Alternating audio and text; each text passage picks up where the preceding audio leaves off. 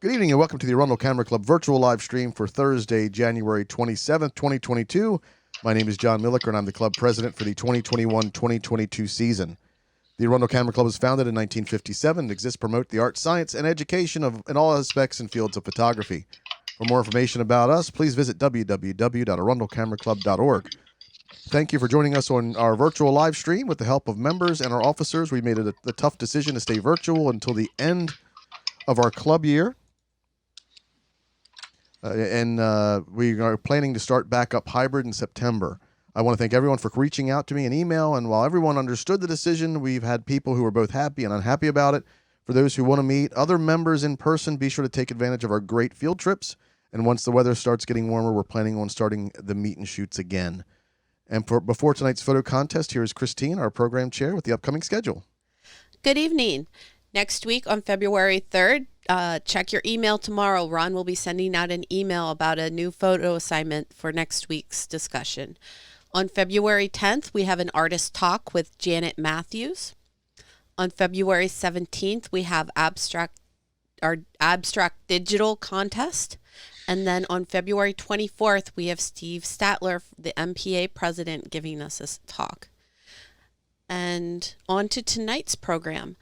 Tonight, we are going to take a panel of some of our members and look at some of the photos from last week and give some more insight to what all of us thought about the photos. And we may not make it through all the photos. In fact, I guarantee there's no way we can talk about all of them, but we are going to talk about them, as many of them as we can. Tonight, I have Doug Wood, Ron Pfeiffer, Fred Venetia, J.C. Williams, and John Milliker joining me. Good evening, gentlemen. Hey, Christine. Good evening. So let's get started. We are going to start with the winners from last week. Here's how I figured we would do this, and this is kind of something new. If you guys enjoy this, let us know. As you know, that when we decided that we were going to stay virtual until the end of the year, we lost several program nights, and we're trying to fill up with something that we hope is very beneficial to not only the members that are on the panel and being able to share their thoughts and comments and critique on images, but also everyone just watching as well. And over in Facebook chat, if you see an image you'd like to discuss, make sure to bring it up there, and if we have the time, we'll bring that up as well. And I am following the comments, so please feel free to ask any or comment on anything that you feel you want to comment on. Right. Everybody should be able to see my Lightroom numbers. Everything top down, left to right, all the numbers, and it'd be a little bit easier if you can give me a number as well instead of that one with the blue in it. Okay. How do we want to start, Christine? You want to start with honorable mentions and then go up the chain? Yeah, let's look at all the honorable mentions first. Okay. This one here is Now You Can Take My Picture, and this is by, let's see, number 24. This is by Debbie Wolf. And this one, a honorable mention. Beautiful image. It's well situated. I love the way that the clouds are behind him, and yeah, well done. Our panelists, be sure to just chime in whenever you're ready. I think the comment from the judge on this one had somewhat to do with the background, and I know in a lot of us, absent a f2.8 lens, are trying to put a bokeh in the background, make the background pretty smooth. And I think his comment was that this might have been a little more competitive, perhaps, if the background, it looks like it might have been digitally enhanced with blurring tools and so on and so forth.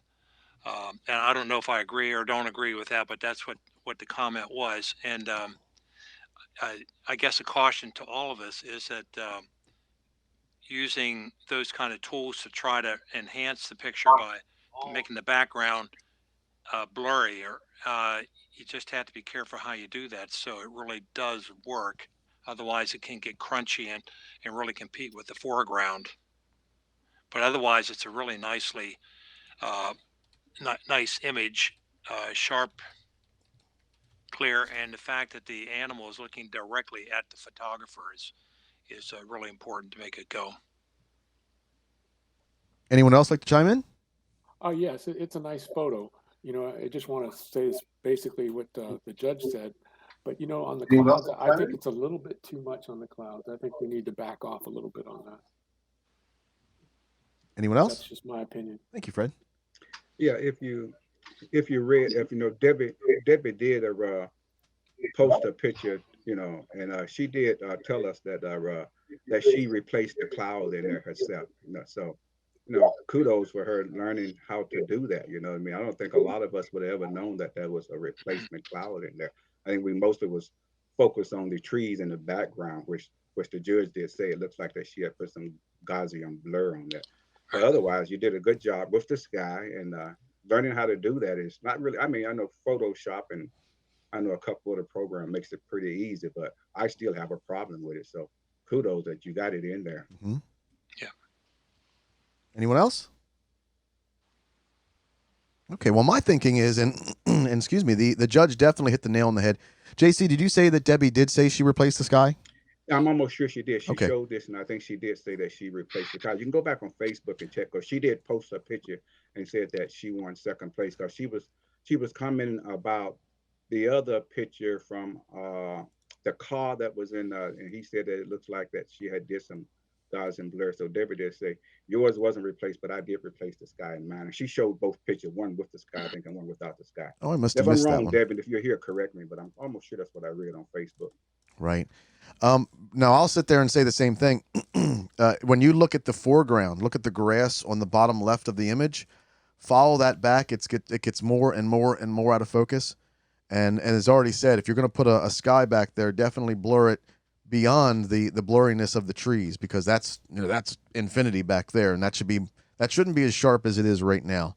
The second problem I find with this is it looked like maybe after she replaced the sky, she put a gradient ND, like the digital equivalent of a gradient ND on there that also hit the horns. So the horns kind of darken as they go up. Right. I'm a big fan of the gradient in the sky. It brings a lot of mood to it. And then my crazy technical thinking self, I see the sunlight on the far right of that sky. I see the sunlight streaking to the right. But when I look at the animal, I see that the sunlight is directly camera right. And that sometimes those technical things can kind of pop some people out of the realism. Looking back at the Facebook thread, she does say that she was practicing her composites, and this was originally a bright blue sky. So Gotcha. And Oh, I just could wanna see. commend her. I could see a little bit of the fringing of the blue on the tree to the left, but yeah. So I want to say to David to keep on practicing. You're doing a good job. You're on a way to do some good compositing. Okay, you're definitely Absolutely. on your way. Well, the good news for some of the newer members, if it's an honorable mention, take it back. And I've done this many times over and over the years. Take it back and play with some of these suggestions. If you find one that you like, bring it back in for another contest. We have a open digital contest, I think in March, is it?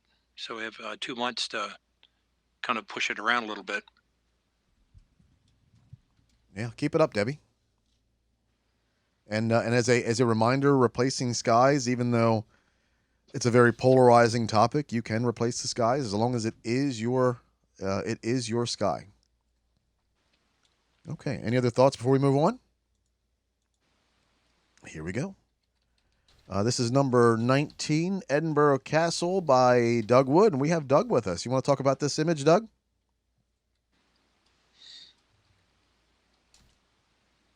Duck is muted. Yeah, make sure and unmute yourself, bud. Yeah, before I do that, Is muted. Yeah, make sure. yeah, before I do that, Oh, we have somebody with Facebook. I think they might have the Yeah. live feed back there. do that. Doug, I think that might be you. I'm going to mute you for a second so that we can reset that. If anybody has Facebook up in the background, that's totally okay. Just make sure you mute that tab. And Doug, when you're ready, go ahead and unmute yourself and talk a little bit more about this image.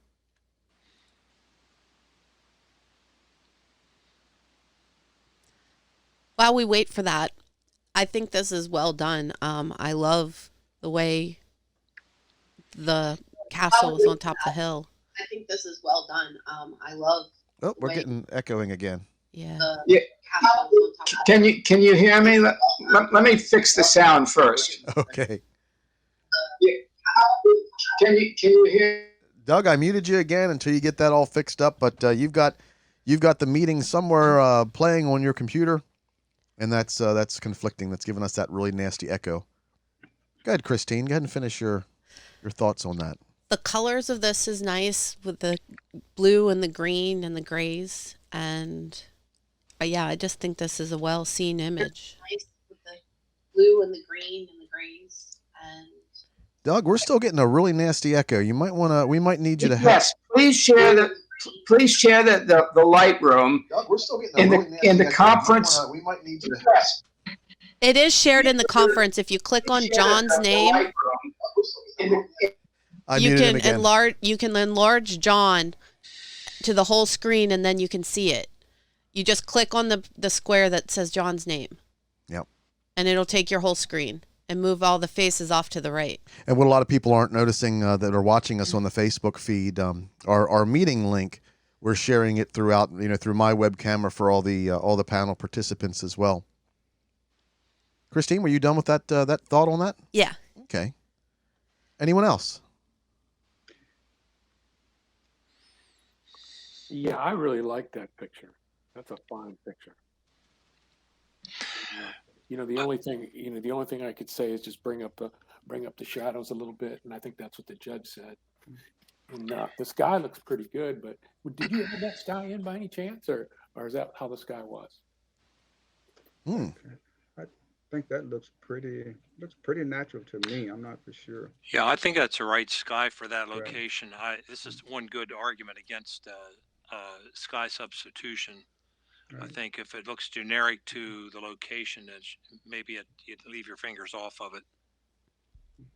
Yeah, I agree with what Fred said, and also with what the judge said about this particular photo. It's a great photo. I mean, yeah. I could never probably take anything like this, but like Fred said, bring up the highlights some, and like the judge has said, I know Doug knows a lot about photography, and maybe like the judge said, you may want to do some dodging in some areas to bring out, a little bit more depth, some more depth in there. You know what I mean? So it doesn't blend too close in some of the areas where it's too dark. You do a little bit of dodging in there and bring up those highlights. I mean, it's a dynamite photo. Photos that I wished I could take like this. But where is this? Is Doug there? He's there. I think he's trying to figure out the sound, so he doesn't have the echo whenever he unmutes himself. Doug, if you do need to close out and go back in, you can. I'll say I'm seeing I have another computer setup that I monitor the Facebook stream at, and that computer is uncalibrated, and it's a lot more contrasty. It's moody. I absolutely love it. The only thing I would like to see is it almost looks like it's zoomed a little bit too far. I'd love to see kind of this grassy area on the bottom. Now I'm not sure what's down there. It could be lined up with trash cans and Teslas or whatever forever I know. But the thing is I'm almost kind of thinking I'd like to see a little bit less crop and kind of see where this is. Is there an angry sea to the left? Is there a giant patch of grass to the right? I'm almost a little bit bothered by the fact that the trees are cut off, but I still think it's an amazing image. Over in Facebook chat, do we have any thoughts on this? We do. Lewis says that he thought the foreground and the top left sky was too bright, but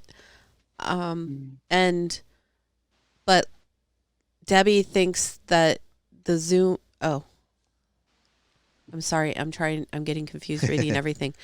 But Kathleen loves the lighting. Yeah. I like the lighting too. I'm one who probably crops in too close on many of mine, but if you bring up and get rid of that line of treetops at the bottom, then your mind can go any number of directions in terms of where the what this location looks like. It has more of more of an emotional appeal to me if I'm looking at that ruddy cold castle up on the hill with these rocks and don't see the green below. Doug says, put some comments over on Facebook. He said that he did add highlights to the right side. He was trying not to overdo it, and that the sky was natural, Okay. Great. but nothing more on the left. Okay. Doug does say there's a path beneath the trees. I see a little bit of that. I'd like to see more. But you could always nitpick stuff. I love the sky. I think the sky is perfect. The sky replacement's like HDR, and Doug did say the sky is natural, but sky replacement's like HDR. If I know you HDR'd it, usually I'll toss an image out. But sky replacement's the same way. If I see that, if I think you replace that sky, that sucker's going out. But that is a beautiful sky, although Doug did say it was natural. He says he'll post the uncropped image so that we can see what it looks like. Any other comments on this? Okay. Nice image, Doug. That also was an honorable mention. This one here is another, no, this is not honorable. This is our fourth place winner, I believe. Surf's Up, and that is number 14. Who did this one? Oh, this is Debbie Wolf's image again. Honestly, I'm surprised this one didn't place higher. I love the tonality. I love everything about it. You've got the three sections of interest. You've got the surfer. You've got the surfers that are waiting for their turn, and then you've got the group of three people on the bridge. And there's one lady with looks like a tablet trying to take a photo itself. But I think this is just absolutely beautifully processed. It is very well done. I love the three groups of people. It's kind of a triangle of people, and it's well seen. And the depth of field of this is great because you can see everything that's a part of it. Scott over on Facebook says, terrific mood. I agree. Great. Yeah, I think black and white was absolutely the right choice for this. Colors would have kind of confused your eye a little bit because there's a fair amount of objects here. But the thing that kind of this is not a but. The thing that my eye went to was the surfer on the left because John mentioned HDR. It looks almost unrealistic. I mean, not that this is a bad thing, but it almost HDR-ish kind of stand out, but it's in a good way, if you will.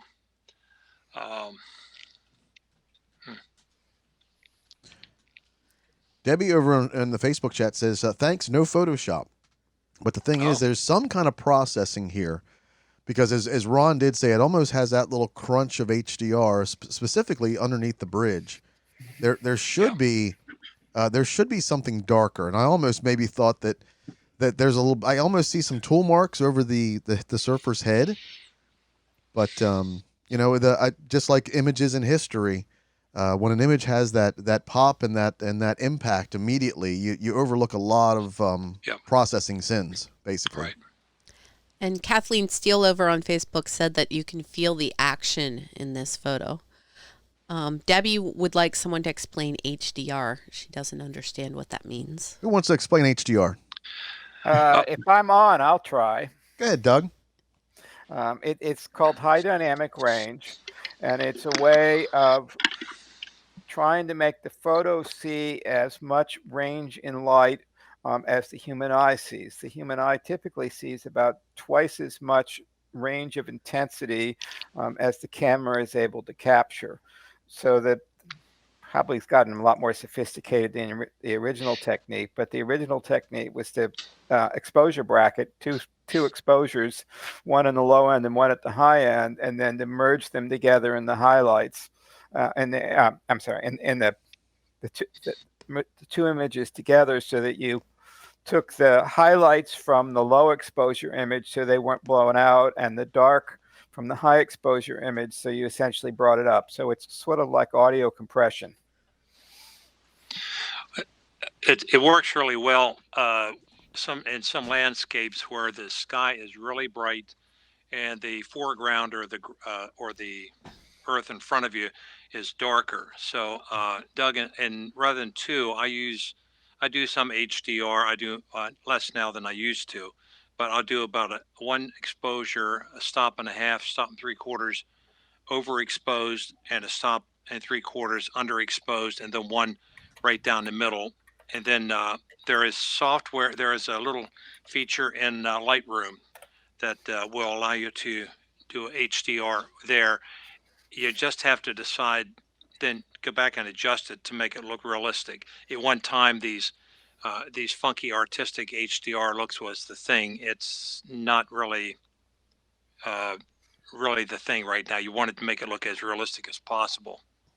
And you need to either shoot in the camera to get and have the camera do the exposure bracket for you, or shoot in a tripod. Otherwise, they don't go together very well.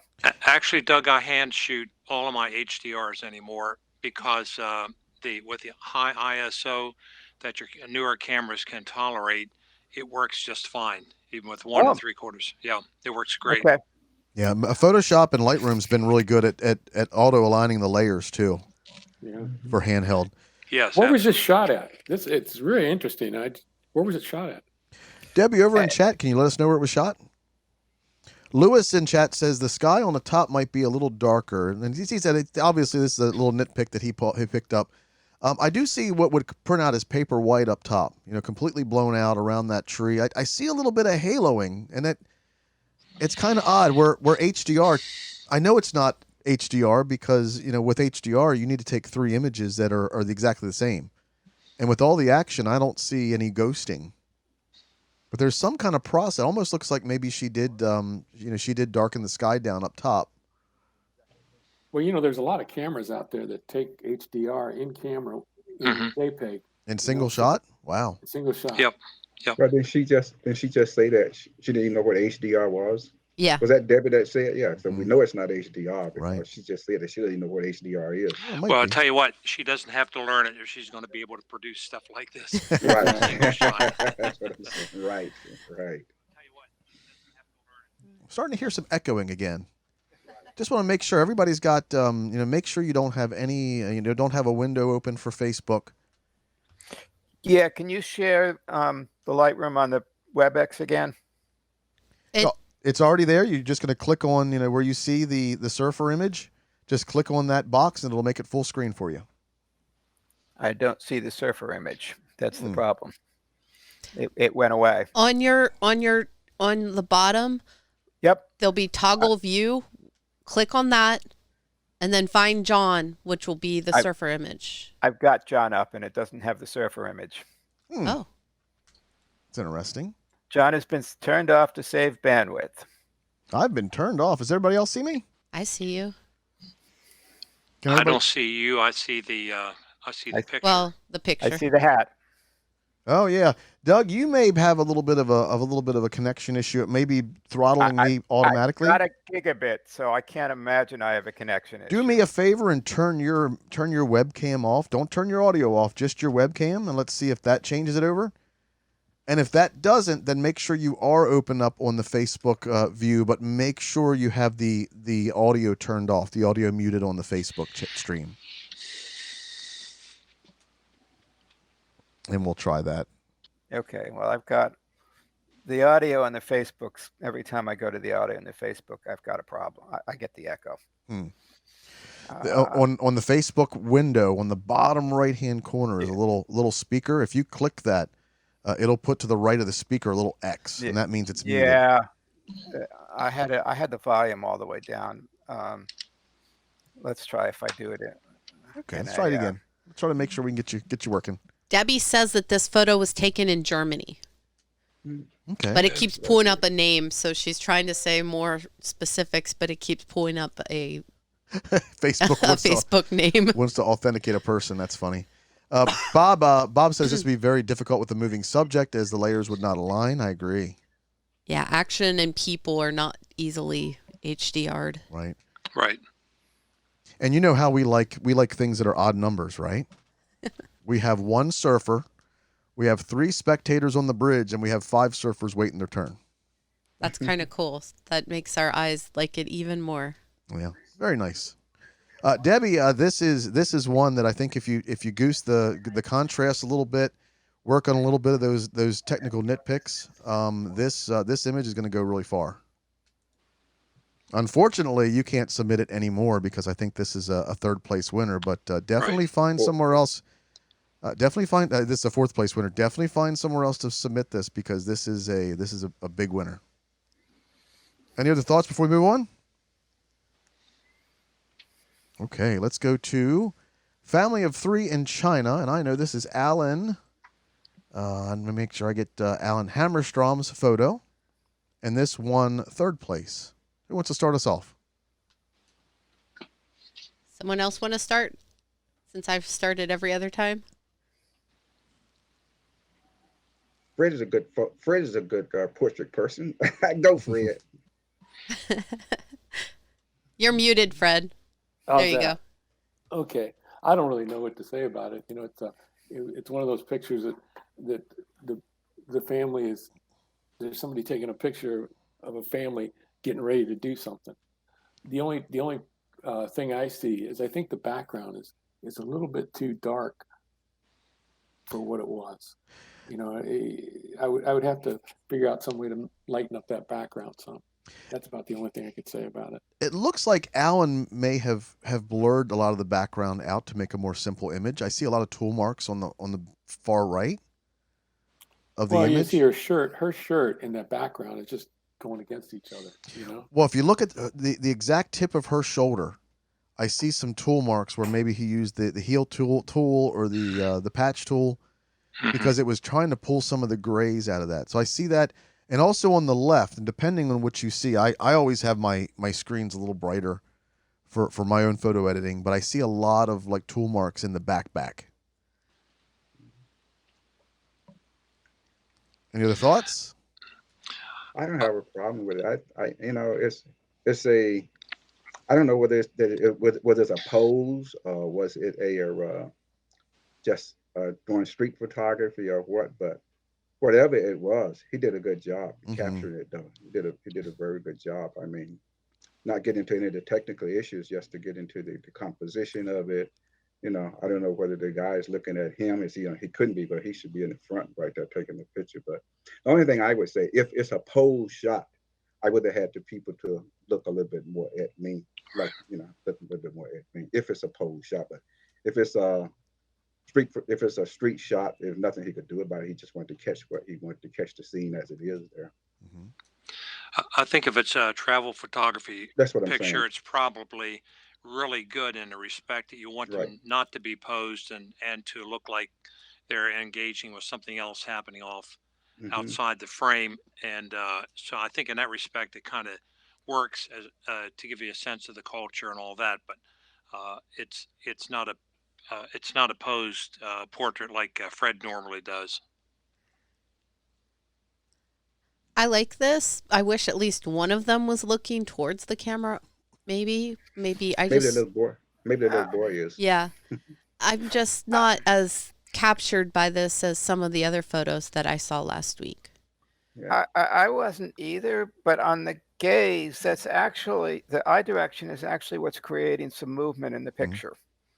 If everybody was looking forward, there wouldn't be any movement in the picture. Right. I absolutely agree with Doug. The impact on this is amazing. It's a street photo. It's it's well done.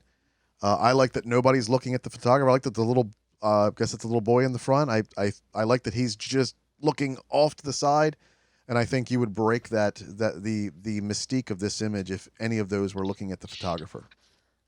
Over on Facebook, Scott Dine says, a delightful moment of a family enjoying themselves. Yeah. Right. And this was well deserved as our 3rd place winner because even even when you think about technical issues, it's all about that first thought about it, and this definitely rises above that. The one thing that I would try to improve this is to soften the line of the curb in the back.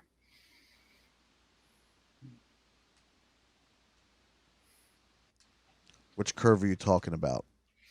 I think it's a street. I think they're sitting on the street, and that we're seeing the curve of the street, and then it goes to black, and that's Oh, curve. pretty I much. thought you said curve. Curve. Okay, now I understand what you're talking about. Yes, that is a little Yeah, harsh. it's a hard line across that is kind of drawing attention and dividing that doesn't add anything. Yeah. Yeah. And well, I didn't even see it because I was so focused on them. I didn't even see the curve. Yeah. I was so focused on them. I was just so into the picture. I didn't even see that. Now that you pointed out, I see it, but I didn't even see it at first. Right. Yeah, as Jackie's told me a couple of times on my stuff, once you see it, you can't unsee it. Yeah. I was just so amazed by him catching this action. I wish I could do street photography. I'm too afraid. Any other thoughts before we move on? Okay, here we go. Venus at the Met. Is this a Doug shot as well? No, this is John Verdi. I think John Verdi, yeah. Yes. John Verdi. Yeah. Who wants to start off? Okay, I'll start off. Okay. Go ahead, JC. There's nothing to say, but it's a good photo. Great photo. I mean, he did everything right. To me, this is one of those photos that I like to think of when somebody says, "Oh, you're just photographing somebody else's art." What do you guys think about that? Yes, I hate that phrase. Now, if he was just photographing the one statue with nothing in the background and harsh face on light, I understand. But I mean, John really put a lot of the lighting elements and the framing, and putting that other decapitated head on the right hand side. I mean, this is John. This is now John's art.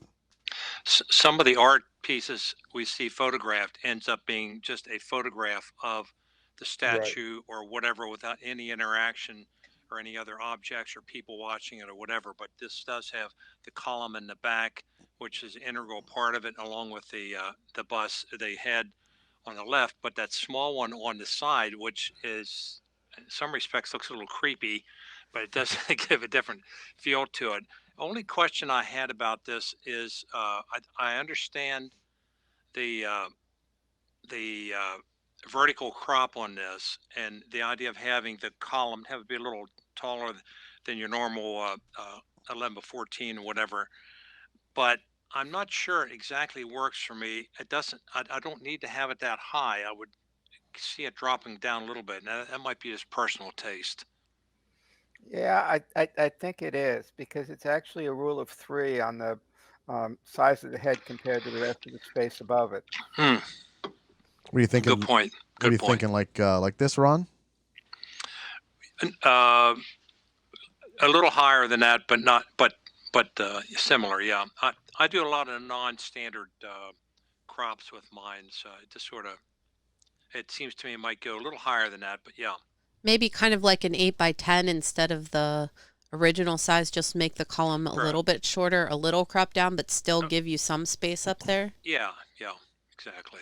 But that's just personal taste, because it's got some really nice impact the way it is, and I don't have any problem with it. It's somebody else's art, if you will. I like it. I hate hearing that phrase from the judge. I love the fact that it's a portrait. I love the fact that column goes up, because that's even more of John taking his style and making this scene his. Over on Facebook, John says the critique suggested I lower the column. I decided not to because I didn't want to lose that shadow near the top. Good point. Yep. The shadow could have been added. This image does not appeal. Julie didn't like this image so much, but Lewis said the shadow could have been added, and he also thought the top should be cropped a little bit. I think I saw another comment by Lewis saying that the gray box bothered him. Yes. If I had a little nitpick, I would make sure that John bumped the contrast up and took that gray into black. Yes, and I'm actually seeing, if it's not the web, I'm seeing some digital noise on the gray. Very minute. Well, this is a good lesson for John. The number one rule in photography is if you took the picture, it's your picture. You can do with it what you want. So we can judge it or critique it or whatever else, but it's all these different other perspectives that we bring to it, and it's how it impacts us. If it impacts John, I mean, it's really a great photograph. So, And I think this is either the second or third time John's entered this, and I'm glad to finally see it play something. Lewis Yep. says this was a great shot anyway, and John Yep. said thank you. Okay, let's go to our first place winner. Capital Wheel Stormy. Whose image is this? This is Tammy Gorsak. Another photographing someone else's art, right? But she made it her own by adding the Exactly. whole background. Exactly. So it told a story that you might not have gotten otherwise. Yep. it's a great angle. The placement of all of the objects in the screen, and I believe if I remember seeing her post that this is a cell phone shot. Oh, don't tell us that, Tammy. I thought this was going to win when I saw it come up on the initial pass through. Didn't we have something similar to this before? Maybe Tammy went back and photographed it, or someone else photographed this.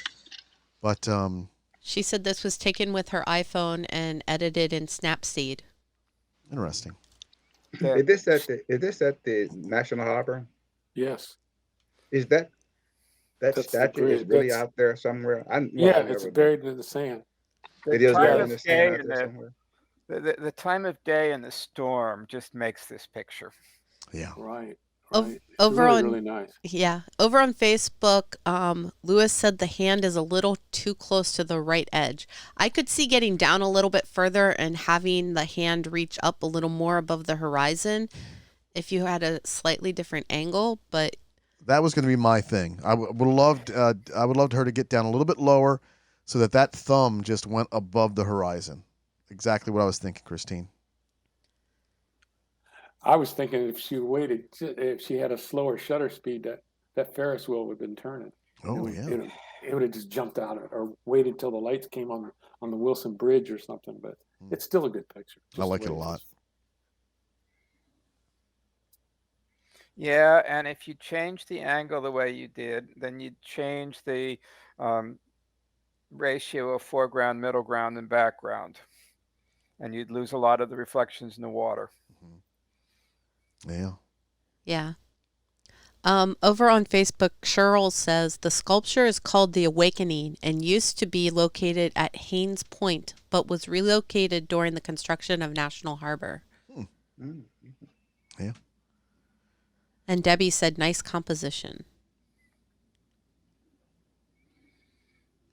Quick question: Does this image have the same impact if there was just a bland sky in the background? Probably not. I agree. Mm. Yeah. Yeah, I agree too. No, I mean the orange adds to the tension of the sculpture. Yeah. I agree. Let's move over to the Unlimiteds. Tammy says she took this very quickly as they were getting wet. Let's move over here to the Unlimiteds. Let me see how I can get my toolbar back to go back to the grid view. And we'll start over with this one. Explore the possibilities. Let me see who that is.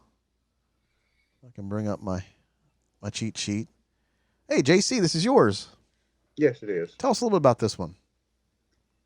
Well, I was just doing some macro, and I do flowers. I do flowers. I'm learning how to do flowers and everything. But I didn't want just a regular old flower in the middle of the frame, and just a regular looking flower. So I went over to Safeway and bought some tulips, and I played with this thing for 3 or 4 hours, and I decided to take a flashlight. And what I did, I knew I didn't want it just standing straight up. I wanted it to be tilted a little bit, and I didn't want to show the whole thing. And so I took a little flashlight, and I started playing around with the flashlight. So hey, you know what? This flashlight makes it look pretty good, So So I did got you my equipment out, and I took the flashlight and I pointed it straight down where you see the bottom there where the stem is, that's all lit up because of the flashlight is lighting down there. And then I looked at the stem and I said, oh my God, this is great. It even, doesn't light the stem up completely. So, and that one leaf I wanted in there. That leaf in there, I had to do some photoshopping to that because it was, it's too much of the red color was bleeding off on the leaf. So I had to go in Photoshop and take some of that red off of that leaf.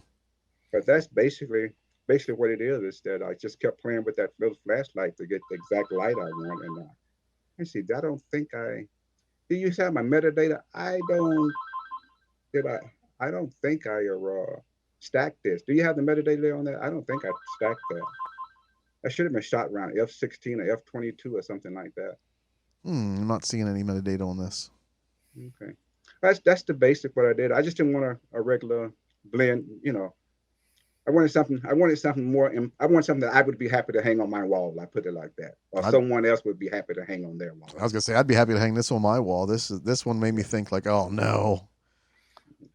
Yeah, when I've learned, from the club and everything is that I shoot for myself, I shoot for the club, and I shoot for other people.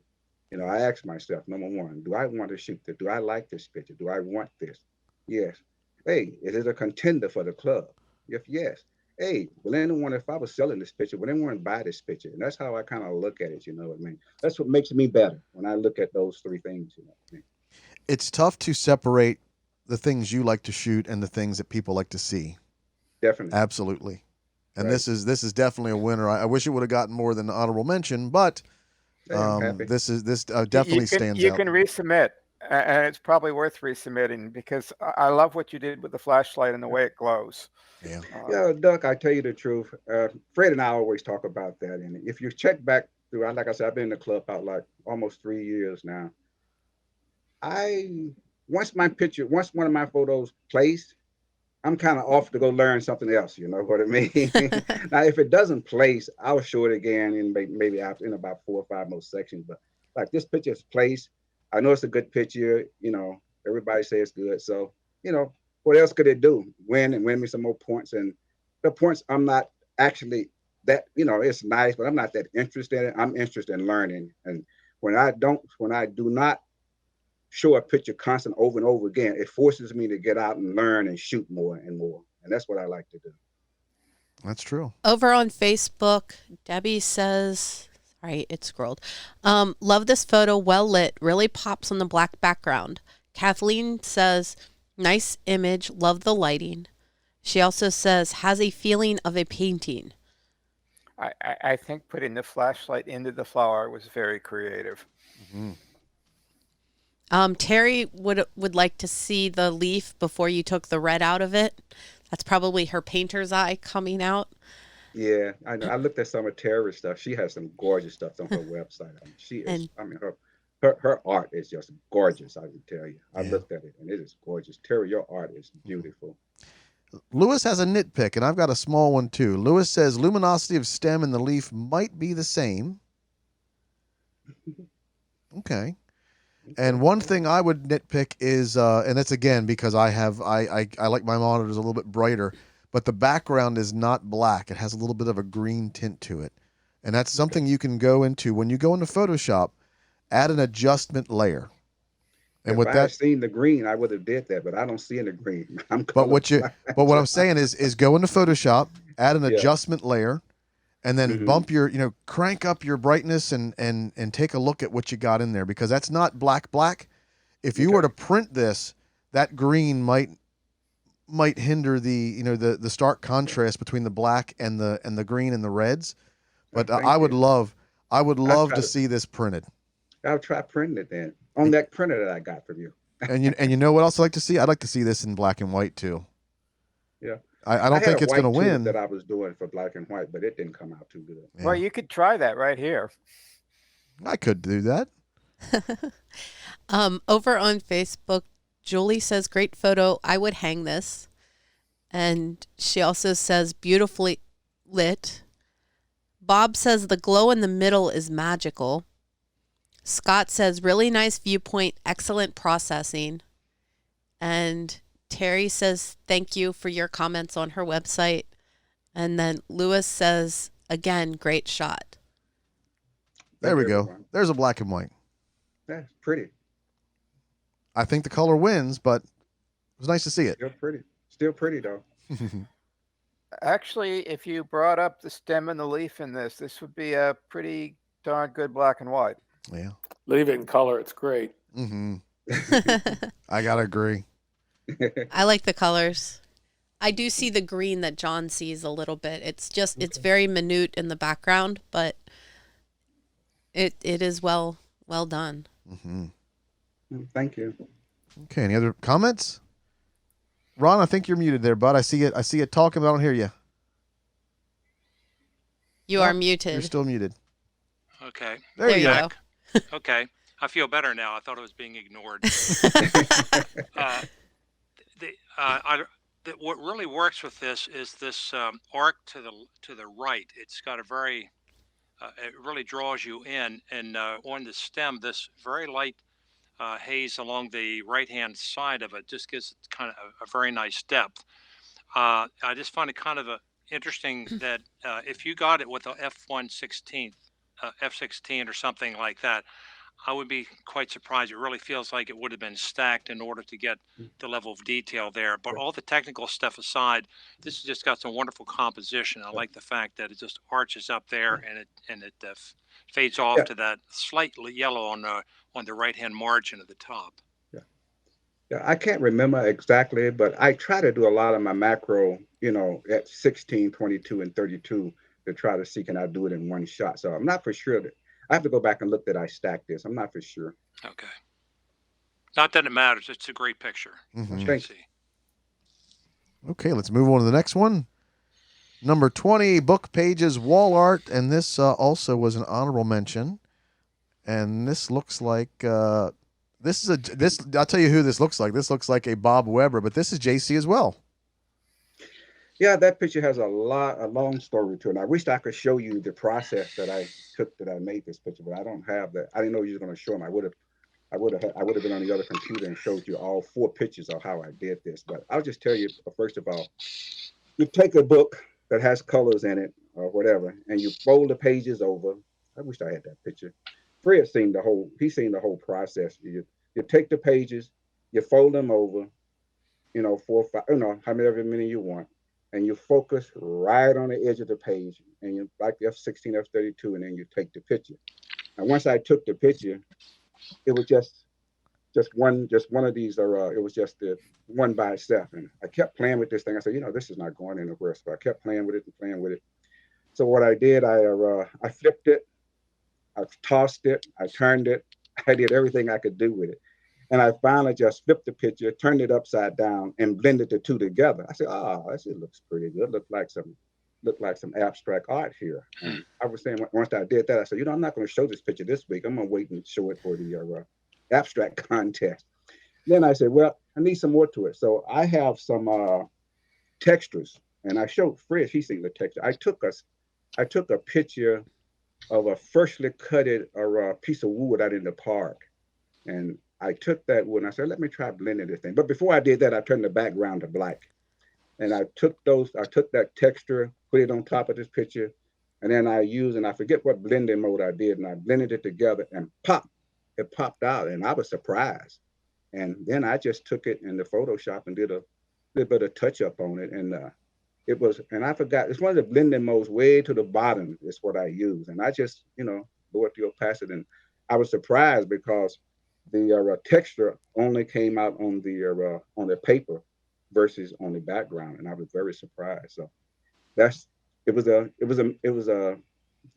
made photo, but it is a photo I actually took though. Yeah, for anybody watching, you can apply anything to your images, textures, skies, as long as they are your image. And with JC actually having this texture in his library, that really helped out. Yeah, I was going to save it, and now I'm just contemplating on should I submit it to the abstract. But like I say, back to back, even if it plays in the abstract, it'll be 2 pictures in the newsletter, the same picture over again. So I don't think that would be nice. So I probably won't show it again. As someone who has to compete against you, JC, yeah, you don't want to resubmit this one. Yeah, don't bring it in. It's terrible. Yeah, I know. Definitely. But you know what? Definitely submit it, still JC. have that. I still have that book here. So I didn't take it back to the library yet. So I still have that book. Okay. Over on Facebook, Bob says, great abstract, especially since I can't quite see how JC did it. I will put it. I tell them I will put every step on Facebook so they can see it all. Okay. Good. That'd be nice. Very nice. Fred's Okay. seen every step already. I sent it to him. Okay, let's go to the next one. Another honorable mention, Lotus in Repose. And that is by Ron, isn't it? That's Ron, yeah. That's fine. I shot that this past July at Kenilworth Gardens, and for whatever reason, I ran across a number of lotus buds and stuff in different positions. Normally, they're up in the air by themselves, but I came across this one lotus leaf that was kind of aiming toward me, and this bud kind of lying on the edge of it, and I didn't shoot it down. I just shot it like straight out. I used a 100 to 400 telephoto, and the first time I looked at it, it was fairly pale. And the more I looked at it, the more it felt like it was going to be a black and white. So I just darkened the background a little bit and put it aside and didn't do much with it for a while. And I think about 2 months ago, I brought it in. I think Roz was our judge, and she hated it because it she couldn't get her head wrapped around, I think, the positioning on it after I talked to her afterward too some. And then the background was very busy with a stem coming up and some other blurred out plants. And when I put it up on Facebook, you could see all the background. So it kind of reinforced for me part of what's happening this year and last year is I'm not printing.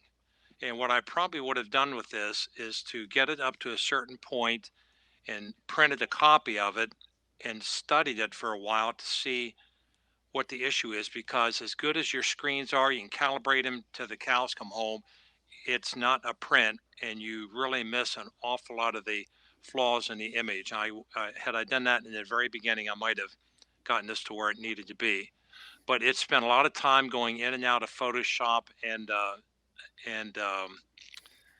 denoise and things like that to try to get it really good. From the last time I submitted it to this time, I went back and decided, since I could tone it using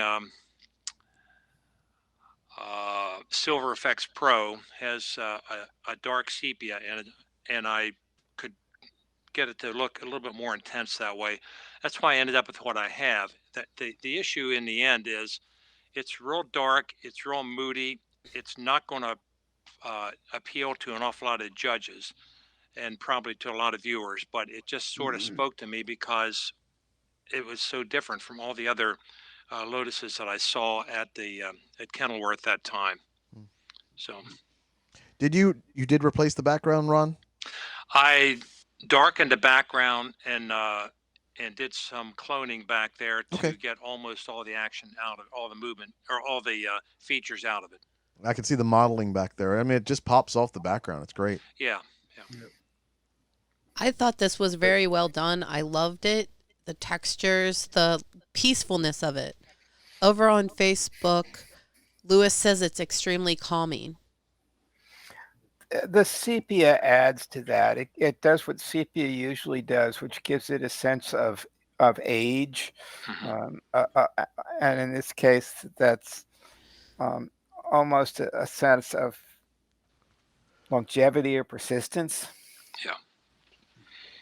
Yeah, I like, Ron, where your pedestals, I guess you call them, at the edges of them. I don't know whether you dodged them a little bit at all, but they just makes that little white rim around there, like, even when they go up and like they touch each other. I mean, that's what I like about it. It just it pops out. You didn't do it too much, and they're not too white, and but they are a little bit lighter than the lotus, the other ones, the edges of the leaf, Right. These cloning tools and all that, they're great up to a Right. point, but you can end up with just hard edges that Right. that don't work, and you've got to take a lot of time with them to get them where they need to be. But again, I when I first did this, if I had printed it, I would have seen all this. And with the big problem I always have with the photograph is that I get so much in love with one piece of the picture, I forget all the other stuff that isn't working for it, including that background. It was a problem. And I was just the fact that this was lying against the leaf there. I just had never seen that before. And I felt that there are a million Lotus pictures after you get down to Kenilworth about 5 or 6 times that look the same. But trying to get one different was a tough part. Yeah. How'd you I'm set gonna- up the lighting? I didn't set it up, Fred. It was a daylight. It was what it was. The lighting I have is due to dodging and burning. Oh, I see. Okay, it looks good. Great. I want to thank you and John for that tip you just gave me about printing. I like to print, but my God, I can't afford that ink. Yeah, you got to do it though sometimes when it's at a certain stage, and Yeah. and I need to go back and do it more with the things I'd like to submit for the next few competitions. Okay. You just don't know what's there until you really see the print. Yeah. Great. I'm saying thanks for that tip from you and John giving that tip. So I guess I'll have to spend some money and buy some ink. Lewis says he has a little nitpick, which is the light spot on this pedal. And if you look really close, it almost looks like you almost are a little bit blown out there. Well, I'm not saying I'm blown out, but it almost looks like you brought it back with the sepia, and it almost like it's missing a little bit of detail there. I'm not really Okay. sure if that's just the processing or the size of the image, but I can see what he's talking about there. And my thought is, have you tried flipping this horizontally? No, it's sort of. I have a thing in my head that oftentimes when there's a perpendicular, we call it a. When I start on one of the corners, I usually start in the right-hand corner and go to the left. And I don't know why I do that, but that's just where my head goes every time. So I did not do that, John. Because my thinking is, me looking at this, I see it, and we read left to right, up to down. I'm kind of almost dumping out to the bottom.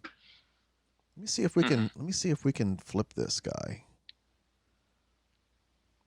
Yep, I don't like it any better. Nope. Okay, never mind. No, go back the other way. Yeah. Go back. Very Yeah, nice. there you go. That's a lot better right there. Yeah. JC's that went from the left to the right. I felt that was absolutely the perfect curve for that. Mm-hmm. But this one just seemed like it had to go to the left. I don't know. It's just a Very nice. personal thing. Flip it and rotate it 90 degrees, and you're going to get an Oriental feel out of it. Interesting. I'll try that. Because you were talking about the eye scan, they read top to bottom. Oh, okay. Interesting. Interesting. Any other comments? Fun to play with. Over on Facebook, Kathleen said nice tones and textures. Yeah, great. Okay, the next one, and this is our last honorable mention. Good Morning Havana. And that is by Kathy Hockle. I like the colors in this. For me, it's a little too tall, but that's my opinion. I don't know if it has to go too much further than her hand, other than the ornamentation, maybe right above where the C's are on the ornamentation. But I like this. This is well done. I disagree with that, because if you look at that inside her room, you've got that door. You got the arch frame The of arch, your head. yeah. Right. That's true. Yeah. And that mirrors to me, that mirrors the top of her shirt. And then you also have some arches on that sign that's on the right-hand side. There's a lot of little arches there that look great. I think they all work together. Yeah, and this is more about the story than maybe about the composition or the colors. And I think the judge reacted to it that way, that it had personality. Right. I got to agree with you. It's got personality. It wasn't staged. It wasn't anything. It's just boom, took the picture, and she looks at her and go, oh yeah, and that was it. That's a very good picture. Yes, it is. She has the skin tone really, really good. You know, they're not too dark and not too bright. She has the hair. She has the hair looking good, and she has everything. She has everything on that picture looking real, real good. She has the smile. She caught her with the smile at the right time, and all the engagement, and it's great. She did a great job on this one. And I'm like you, John. I like the arch up there up above. You know what I mean? This cropping issue is something that we all go through all the time because for a long time I cropped everything super tight, and you do that so you just drive your viewer to look exactly at what the central subject is, but Yeah, it cuts out all of the context. And I think right. I'm saying the same thing that the rest of you are saying. I think you do need the arch at the top. It is a whole story. You need the context to make this thing work. In fact, I can almost see it a tad wider to the left and to the right just to kind of get a feel. But it's a cool picture. It's a cool catch. What the arch does is give you depth of field beyond Yes. echoing everything else that we've talked about. It's the room beyond, so it adds a whole nother layer into the photo. And your eyes hardly even go there, you know, because you know you're concentrating so much on her, you know, with that smile and with that hand up there, you know, you're looking at her and you're just like I know Fred showed me a picture once with a model and he was trying to point out some more distractive stuff with me, and I said, "Who's looking at that?" I'm looking at the model. Well, your eye So, doesn't have to go that way because your brain builds when it builds the space from the clues that are there, and it's subconscious. Over on Facebook, Kathleen says this was her favorite. yes, indeed. And Lewis says maybe horizontal lines should be a little cropped out. I'm not sure which lines he's talking about. Oh, the ones on the bottom. Maybe. I think that adds a little bit of Yeah. weight to the image. Yeah. It's all these comments just remind you how much we look at things differently, and for some of us you need that weight at the bottom, and some of us you need to get in closer. It's very interesting how the human mind works. Yeah, that's why I love when we can put a panel together, or when we go back to meeting in person, just having just the entire membership to be able to talk about something, because everybody brings something to the table. It's amazing. Yeah.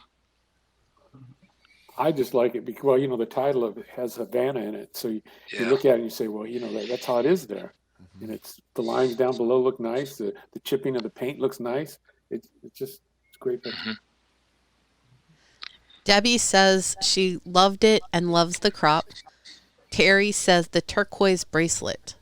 She must like the turquoise bracelet. Oh, yeah. Well, it's picking up the turquoise of the window.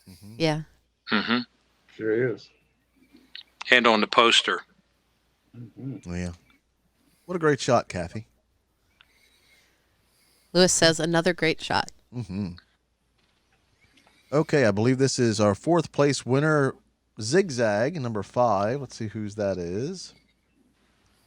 Greg Hockle. Greg Hockle.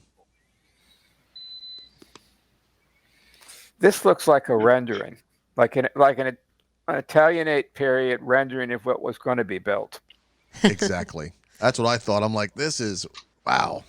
This is unreal. This is good architectural shot. Is this almost high key because it's very white? I'm curious if Greg's on whether it's marble or white or or what the material is. And where is it? Terry's wondering where it's at. Yes, I'm wondering the same thing. Well, I want to point out Greg's attention to detail. All the lines and all of the doodads on the left and right are perfectly balanced. Right. It's so easy to overlook the fact that you've got a spire here on the left, but on the right you don't have a spire. It's so easy to overlook that, and just a little bit of work in Photoshop, perspective work, and you can really make something that's just perfectly uniform. This looks like one of Bob's take an image of something and mirror it down the middle. That's how perfect this is. It's just enough information in here. It's while all the lines are straight and all that. It's just you don't need it to be any higher. You don't need to see any more than it. It's just the perfect amount of information and centering. And the old thing about not putting your main subject dead center. It isn't really the subject. I mean, those doors certainly are center, but it's all about the interaction of these geometric lines. Yeah, it's about the whole picture. Yeah, exactly. I think there's It's the whole stairs. I picture. want to climb every one of them. Over on Facebook, Lewis says, I think you either like it or hate it. Oh, how can you hate this? This is so fun. It is fun. It's like a maze of lines up each side. Kind of Escher-esque. Yeah, there you go. Any other comments? Okay, let's go over to next. This is third place winner, Fall Leaf. And this is Louis Sapienza. I love the colors of this and the details of the leaves. This was well seen and well made. I was like to ask Lewis, did he pose this leaf, or did he find this leaf out there just like it is and took the picture of it? That's what I was thinking, pose this JC. one list- Did he pose this list among those other leaves, or did he just find it out in the woods and took a picture of it? You may never know, JC. Lewis I know, but is so good. Regardless of how it happened, it's a great image. We'll see what Lewis says, but Lewis is so good. I wouldn't put it past him to find this organically laying in the forest. Lewis says he found it but angled a little in Photoshop. Yeah, there you go. Okay, great. I like the transition of the dark brown to the orange leaf in the right. Mm-hmm. And then it kind of takes me in. I'm following the leaves in the background. I'm hitting the orange, and I'm just riding that foreground leaf right back up. Yeah, the only thing I would do to this if it was my, I mean, I love number one, I love the picture because I love out in the woods taking pictures. Matter of fact, I took some pictures of some leaves today out in the road. I went out to Patuxent for about an hour today and took some pictures of some leaves and some ice. And I love doing this type of stuff. But for me, the only thing that I would do, you see those little white spots? You got one to your left down here, and you got 1, 2, 3 at the top left. Me personally, I would have just took the spot healing tool and bam, and took those out. That's just on me now. What do you guys think about those little texture? What do you think about those little grass? Looks like green grass on the top left. Yeah, I see that right there by that little white spot there. Mm-hmm. Yeah. Me, I would have taken it out myself, but he did a good job angling it. He did a good job with the. Louis, did you stack this, or did you just shoot this straight down and straight on? And what did you shoot it at f/22 or f/16, or did you stack it? He does say that there are 5 masks on this image in Photoshop. Okay. That one thing that you pointed out there, John, I didn't even notice it. It's so small. But the whole image is just nice. Good job. Yeah. Okay, any other comments? Let's move to our second place. And I know who this is. This is Bob Weber, right? Yes. Let me double check. That's I've been Bob. wrong before. This is Bob Weber. That's Hairy Bob mask. That's Bob all the way. Bob is an expert at taking, as I said before, with Greg Hockel's Zigzag, Bob is an expert at taking something and just mirroring it. And that's what looks like he did here. But, oof. It does What is look it, like a Bob? mask, a fuzzy mask. What is it? It's a spider that he cloned half of and flipped and put together. Yeah, I mean, you can tell it's been what you call it, put right down the middle right there. You can see the, Yeah, this was in one of the critiques, and he talked about how he did it. Yeah. Okay, then. Good. Okay. Yeah, it's nice, Bob. It looks pretty scary. This is one I wonder if you got any closer, does it look any scarier? It's I don't know. I mean, those 2 eyes in the front there, they really pop out, and these things off the top. Yeah. All I can say is Bob treads on thin ice. He puts spiders and snakes in competitions. He's going to find a judge. He's going to find a judge that doesn't like either, and he's going to have a problem. Yeah. But this is very creative.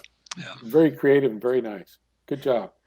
Over on Facebook, Lewis says this is spooky, but a great shot. Susan says it is a spider. And Bob says, yes, it is a spider. Is he dead, Bob, or alive? Uh, I hope he's dead. Oh, I'm sure it's not dead. Susan says it wasn't that big, just your average suburban spider hanging from the bird feeder on the deck. Debbie says it's very imaginative. For sure. Very nice. Any other comments? Okay, and first place is The Fan by me. I I know the background of this, so I'll let other people John, give their insight tell you one thing first. that I liked about it, John. You know, number one, if you look real close at the neck where you got the reflection from the fan, a little reddish down there, I thought that was really cool that Yeah. you kept that little reflection in there. Thank You know, you. everything else about the silhouette is very nice, but the way you got that, you didn't take that reflection of that fan out down there, and that's really, Right. really That was very important for me to keep in. I yeah, just that's loved that. And a lot of times I'll just go and completely darken out the model or darken out the subject. But mhm. yeah, that I just it would be criminal to take that out, I thought. Yeah. I love the glow of the fan on this. That's the first thing that Right. catches the eye, and then the line through the fan bring you into the model. I don't know how dark it is, and I don't know how this would look as a print, but you see just the faintest lines on her face, her nose, the little green on the hair on the back, the light from there, and these contours right over the shoulder reflection. Uh, yeah, the temptation would be to fade this to black complete as a black silhouette. And at first I looked at it and it bothered me that it wasn't totally black as a silhouette, but the more I looked at it, uh, it's it's not just about the fan and the light coming through that. It is about the both of them together. It really works in that regard. Did Yeah, you have that's somebody model for you, John, or in the studio with this? yeah, it's the With your, studio work. And okay, I took it to black and white, and I didn't like it so much because of the complementary colors of the green and the pink. Yeah. and It really first lost. the high key background. Did you do that in Photoshop, or did you have the white background back Oh no, there? that was we lit it like that. Yeah. Okay. Yeah, I like it too. I like the way the light's going through her hair and how it's coming off her hair, and just on the ends of the model, it looks real nice. Good Thank you. job. Any other comments? Nope. Okay. Well, here's where it's going to get a little interesting, where we're going to need to go back and let's try to find some images that didn't necessarily make it. And what we can do is we can kind of go through. I'm gonna start this with one that I thought should have placed, and that's And, this one here. and I have one that I thought should have placed. Okay. So one, This one is my thought that I thought should have done a lot better, but it didn't. Unfortunately, this is Walking into the Light. Oh, that's by Fred. So was Fred, playing- explain yourself. he's playing with his flashlight again. The You're same- muted again, Fred. What I did was I was actually shooting eagles, trying to shoot eagles. That's not an And I eagle, was Fred. out at, I know, but that's why he got his picture taken. Okay, I was on the deck over there at Downs Park, and you could see the light coming through. So I just had my big lens on and got away from him and just waited for him to walk through the light, and that's what came out. I took a whole bunch of pictures of him, but I think that was one of the better ones because of it had going from the light into the dark into the light. That's great. I mean, when I go through and I'm glad that Ron reads the names now, because I can mute myself. And I told Chris and says that's going to win. There's your winner right there. This is a very stunning image. I really liked it. I mean, I printed it. Let me show you.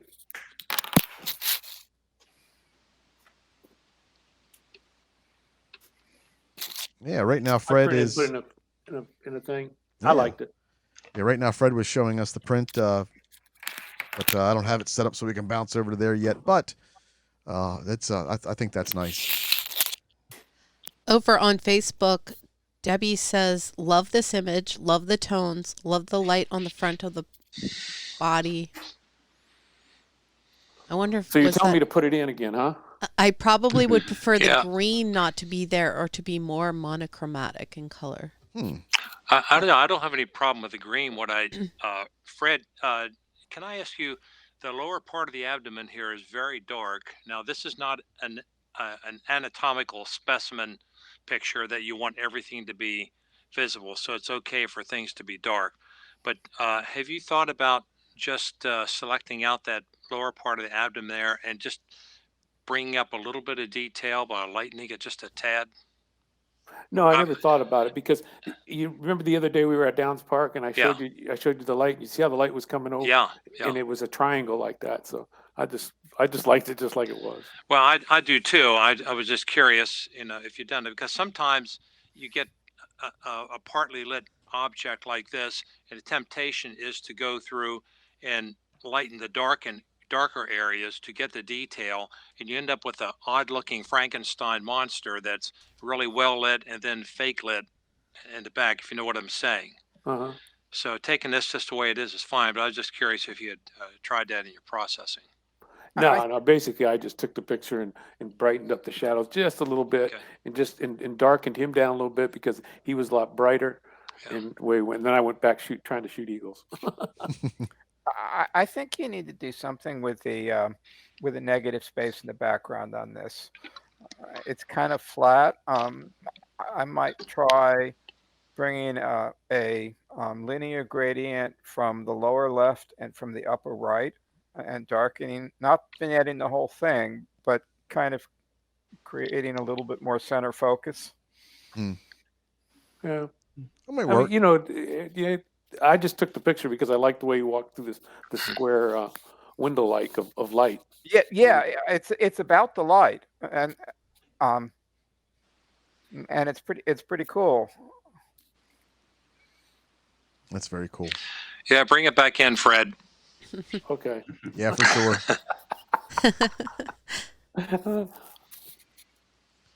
Okay, let's go back to grid view. Does anybody see anything in our unlimiteds that they wanted to bring up? Unlimited. I was Let me see. surprised that there's a beautiful portrait down there that I think it's about the fourth time we've seen Yvonne, but I'm surprised that she didn't do better. You guys are too nice. That one. That's my picture too. Yeah, that one. I mean, it's well lit. You can see all the lighting he's got set up. He's got a kind of a rim light back there, which is illuminating There's a lot of hand. glow on the hair. The skin tones are right. I wonder if it's cropped a in lot a of little tight. modeling. She's looking at us. There's some personality in it. Do we think Well, she's actually, cropped in too tight? It was a 3/4 shot, and I cropped in real close. Hey, look, Fred been shooting model for 20 years. You're not going to beat Fred in a model picture. He knows everything. Look, he knows every angle, every lighting angle. He knows everything about it. Well, what I did with this picture, it was two lights, and I took her hair and pushed on a little bit, just a taste, just to give it more body, and I wanted a shadow to come across her face. I wanted that light to come across the face to give it that third depth, and I lightened her eyes just a little bit, not real bright. Just I mean, I'm a lighting designer, and the light kind of caught my eyes on this. If it had been fully lit and lit evenly, it wouldn't have been as interesting. Yeah, well, it doesn't really matter if you're shooting a model or a bird or whatever. Everything has to do with the shadows and the lights, and that's where you get the third dimension. Over on Facebook, Lewis says he's surprised that this one did not do as much. Yeah. Yeah. Well, he had it in toward the end. It was good. He did pretty good. I mean, there's a lot of good pictures out there. That was why I called this one out, because I was surprised that it didn't do better. And Scott says, Fred, did you ask her to pull her hair back, or is that a spontaneous movement? When I shoot, I let them go, and I'll shoot as fast as I can. I mean, I shouldn't say as fast as I can. I'll shoot one right after another. Boom, boom, and I'll have her look at me and turn sideways, turn this, do that. Boom, boom, boom. Take enough of them, and you'll get something. This is kind of a illustrative of something I've found with Fred's work over the years. He has done an awful lot of a studio work like this, and as JC said, he knows every angle. He really is tuned in 100% to where the light's coming from and where it's falling and how it's going to go. But it's interesting, since COVID, he's been shooting outside, and I've been looking at what he's been doing with natural light and shooting with him a time or two.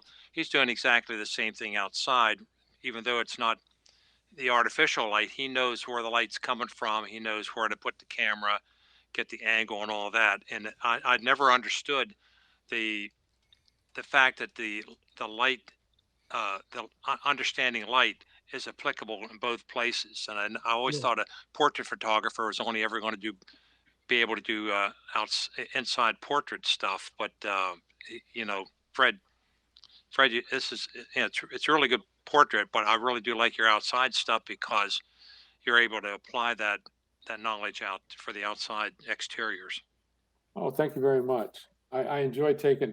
I think it's a lot easier inside the studio because outside it's bare. Yeah. But I have a lot of fun shooting birds. But thank you very much for the compliment. Any other comments? Okay, let's go back to the grid. Any other ones that stick out to people that they want to talk about? And anybody in Facebook chat, if you see something, go to the boxer. Go to the boxer, John. Mm-hmm. Is that the one with the boxer? The boxer. Let's see the who. Boxer here, right? Let's see who shot the boxer. The boxer is Kathy Is the person Hockle. online who shot that? Kathy Hockle. I'm not sure if Kathy's. Explain this. This is. I know they watch from their couch, but I don't know. They usually say they're here, but I don't know if they'll reply or not. They haven't so far. But I think Greg's been in chat. Yeah, sometimes. But I mean, this is very nice as well. Was that taken in Cuba? It looks like it might have been. Yeah, it's because I was a little bit surprised it didn't do it. I mean, I can see some things too. I was surprised it didn't do a little bit better. He kicked it out at first, you know what I mean. But I kind of like, I think she called it pretty. She called it very, he didn't like the little shine on the glove right there, and I guess on the back of the glove, the highlight back there, he didn't like it. I guess they're a little hot, but man, really that makes hard. the image. That makes the image air. Yeah, I was gonna say think that this is- shows where your light is, and that helps Yeah. pull in the image. Ron, I don't know. The only thing I dislike, not dislike, the only thing I would have did is the look like the line on the right hand side there that goes from the top corner down to his arm there. I probably would have taken that out, and I might would have toned that background down just a little bit, But otherwise, I thought this was a pretty good image here. Maybe a soft vignette. Ron, I don't know if you have the same scare as I do, but sometimes when judges get in there and start throwing everything out, I worry to myself, are we going to have enough for the next round? Yeah. I was like counting how many were left in. It's different now from when we used to meet in person because they have the photographs ahead of time so they can set it up, and by the time they go into judging, they've already made their decisions. Right. So consequently, I did one last night, and I was down to with one or two before I even went into the program.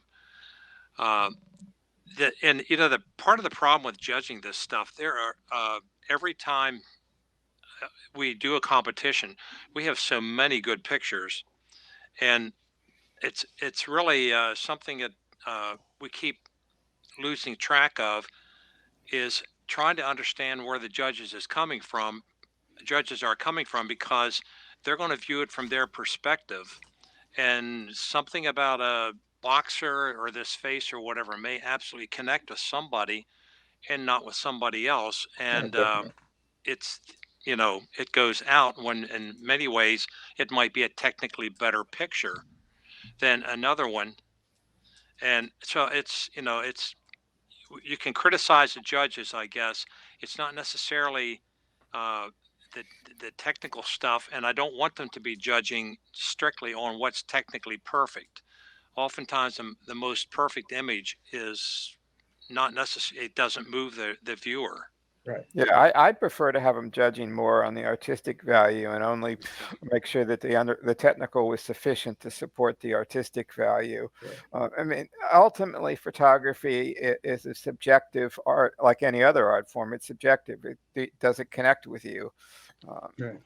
There's Yeah. a lot of pressure on you when you're judging, Doug. I absolutely agree with you. I like the artistic piece first, but what happens is you have 5 images that are pretty darn good, and you have to explain to the photographer why the picture's going out. When you're judging, you got 30 seconds to do it, and you revert immediately to nitpicking. There's a hot spot here. The knuckle was too close to the frame over here, and things like that. Right. And while that's important, you know, it's the impact. And No. I love the contest because I've learned an awful lot through doing contests over 10 years. But at the same time, there are plenty of pictures that I've lost to through contests that they're up on my wall because I just love them. So, you got to remember, you're making the picture for you, and it's a bonus if the judge likes it. Yeah. Definitely. Right. Yeah, I've got a few that have been thrown out that are on my wall. I think all the mines on my wall have been thrown out. Well, Yeah, I had exactly. Yeah. I had some that's been thrown out that have won in their other contests and stuff like that. Yeah. but Yeah, Ron. And somebody commented on this earlier, but it's hard to separate out what has an emotional impact for you because you remember something about where it was, or because it's somebody who's important to you, versus something that's going to connect with somebody else. And Right. I'm fortunate to have at least one person that brings me another view of what's good and bad. Yeah, Right. and that's just goes to show how subjective art is. Like I always say that. Right. I know the Mona Lisa picture sells for what hundreds and hundred thousands of dollars, and I always say I wouldn't pay a dime for it. but it's a great photograph though. But it just doesn't touch me. Right. And Ron hit the nail on the head because judging is very difficult. Right. And unlike Ron, I don't look at images ahead of time. If I'm in a judging position, I like to know the impact. But the thing is a lot of judges don't think it's okay to say, well, technically this image is perfect and I can't really nitpick it, but it just doesn't speak to me. A lot of Right. judges feel they can't say that. And some people may get offended at that. But as you guys already said, I mean, I may look at this guy and, man, I really like this so-and-so boxer when I was a kid, or maybe I was in high school boxing, and you don't know what that judge's personal experiences are that make this one higher up or lower down. I'd rather have it's technically perfect and it doesn't do a thing for me than finding an artificial technical flaw to throw it out, because then at least I know, okay, it may appeal to somebody else, or it's one that I've gotten over emotionally involved in, or whatever like that, and you can move on. Yeah, the closest I've seen to that is I would hang this on my wall out. Yeah. And John, when you said, I remember when I was a couple of years ago when I was a novice, we had this judge come in, and I had showed a picture of my niece when she was in a game. I don't know what's the name of that game that those girls play when they bump up Roller derby. Roller derby, Mm. right? And the judge, she just talked about that picture, how it had everything in it, and Yeah. it was great. And oh man, she talked about it. And she said out. That reminds me of the guy sitting next to me. I forget what he said. Wow, I thought you had a first place. So with that said, I found out that if the judge sits there and talk all that good stuff about your image, it's going out. But if they don't say hardly anything at all, it's probably going to stay in. I remember that I had one image in, and Roz kept saying, well, I'm going to send this through because I want to know how this photographer did this shot. And eventually it went out. And after everything was said and done, she's like, okay, who made this shot here? Can you tell me? No, you didn't make it go through. You sent it out. I remember that very good, John. You said, I'm not going to tell you nothing. I finally did, but it's like, man, that image was so so to the point where you wanted to seek me out to find out how it was made, but you couldn't even put it in honorable mention and let me talk about it. But yeah, it's funny. It's a lot of fun. That's the reason I don't put, that's one of the reasons, if I think my image is great and the judge don't think it's great, so what? You know what I mean? I have fun, That's why you can submit it up to 3 times, because you're going to hit one. If I like it, it's going on my wall somewhere. There you go.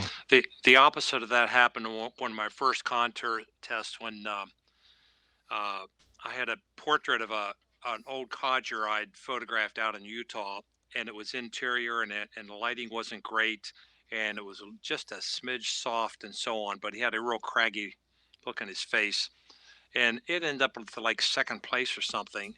And I went up to the judge, and also I think Chip was there at the time, and I said, now, why did this one do so well? Because it's not technically well. And that's the first time I understood that it's the impact, it's the picture, and it's a bonus if the thing is technically perfect. And he said it's the impact that really the judge looked at, not the perfection. And that's why it's so hard to find good judges, because you've got to look at tens, hundreds of thousands of images and learn that impact. It's so easy for someone to say, well, it's the horizon's off and you really should have vignetted it, and there's too much shine on the gloves. But when you look at some of the masters' photographs, there's technical issues all over the place. Oh my God. All right. Okay, let's move on. Any other thoughts we want to pull out of here? Can I get input on my silhouette there? Number 22? Yeah. Tell the story about this image. So I might be too close to this image, but this is the Twin Tower Lighthouse in northern New Jersey. And this was from our trip. And we were driving from Sandy Hook past this. And John's like, pull over. And we found a place to pull over.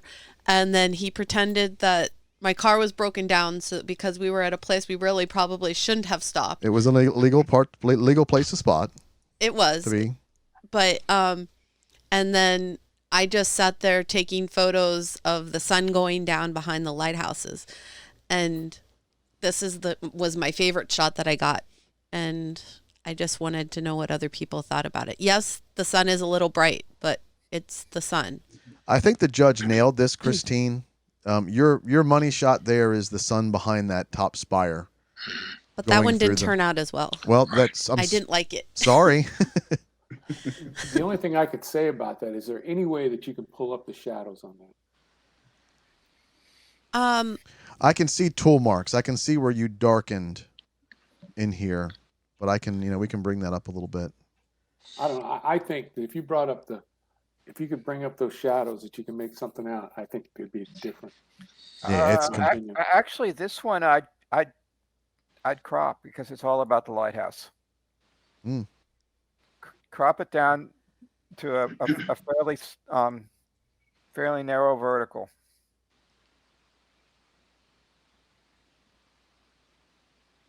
A little bit more than not quite that much. I wouldn't go quite that much.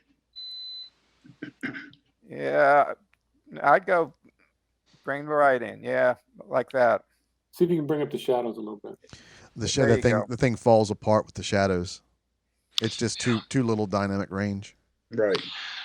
I think it would have been, Christine, had this been a 2-shot, in other words, do a one overexposed, one underexposed, and put the two together, you could get not to try to bring the foreground, because I think letting that fall to black is there you go. is absolutely fine.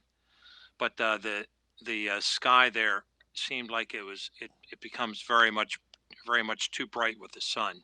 Yeah, I mean, kudos for the most perfect placement of the sun behind that. I mean, it is perfectly symmetrical. But yes. Yeah. But as amazing as that shot was to you when you were looking through it, I think your time has passed. Yeah, the ones that were directly behind the upper part, I just didn't like as much. It didn't work where I was. And that could have been when the deer was running through. If you remember, a deer ran through and we were in the middle of doing this. But yeah, I think that's it. But Okay. Any other thoughts before we move on? Okay. Any other people want to pick out some of these other photos here? Do we want to look at the novice list before we're done with the evening and see if there's Yes. any we want? We'll move over to novice next. You Okay. know, I'll comment on another one because I didn't like the judge's comment. Number 20, the forest sunlight. Fall afternoon. He wanted something in the middle of that, and I thought that the sunlight in itself, the beams of the rays made a pretty good subject all by themselves. I agree. Ron, is that your picture? That's my picture. Yeah. I thought that was Ron's picture because you showed it before, I think. Yeah. I'd put it up on Facebook at one point, and I was driving out of this road on Y Island, and a truck drove past me, and I knew it was going to be a lot of dust kicked up, so I quick jumped out of my truck and got the camera and started shooting as a spray shot until I finally got it. And so this is what I ended up with, and a little bit of processing. I go back to this place often, and there are horses and hounds and stuff there in the fall. And I do have a shot of a man and a horse along this road on a similar shot, but not the beautiful Godfingers coming down from the right. Well, So I appreciate your comment, Doug, because I kind of I've been thinking about that for a long time, whether I really should try to paste something in there or whether I should just call it off at this. if you paste something in, it will fail because the lighting will not be the same as the lighting on the thing in there will not be the same as the lighting in this beautiful shot. Right. And it'll look pasted in. I think you'd have to almost have the perfectly lit subject to be able to paste it in. Right. I think you're right. I agree with Doug. The subject. This reminds me of a Monet.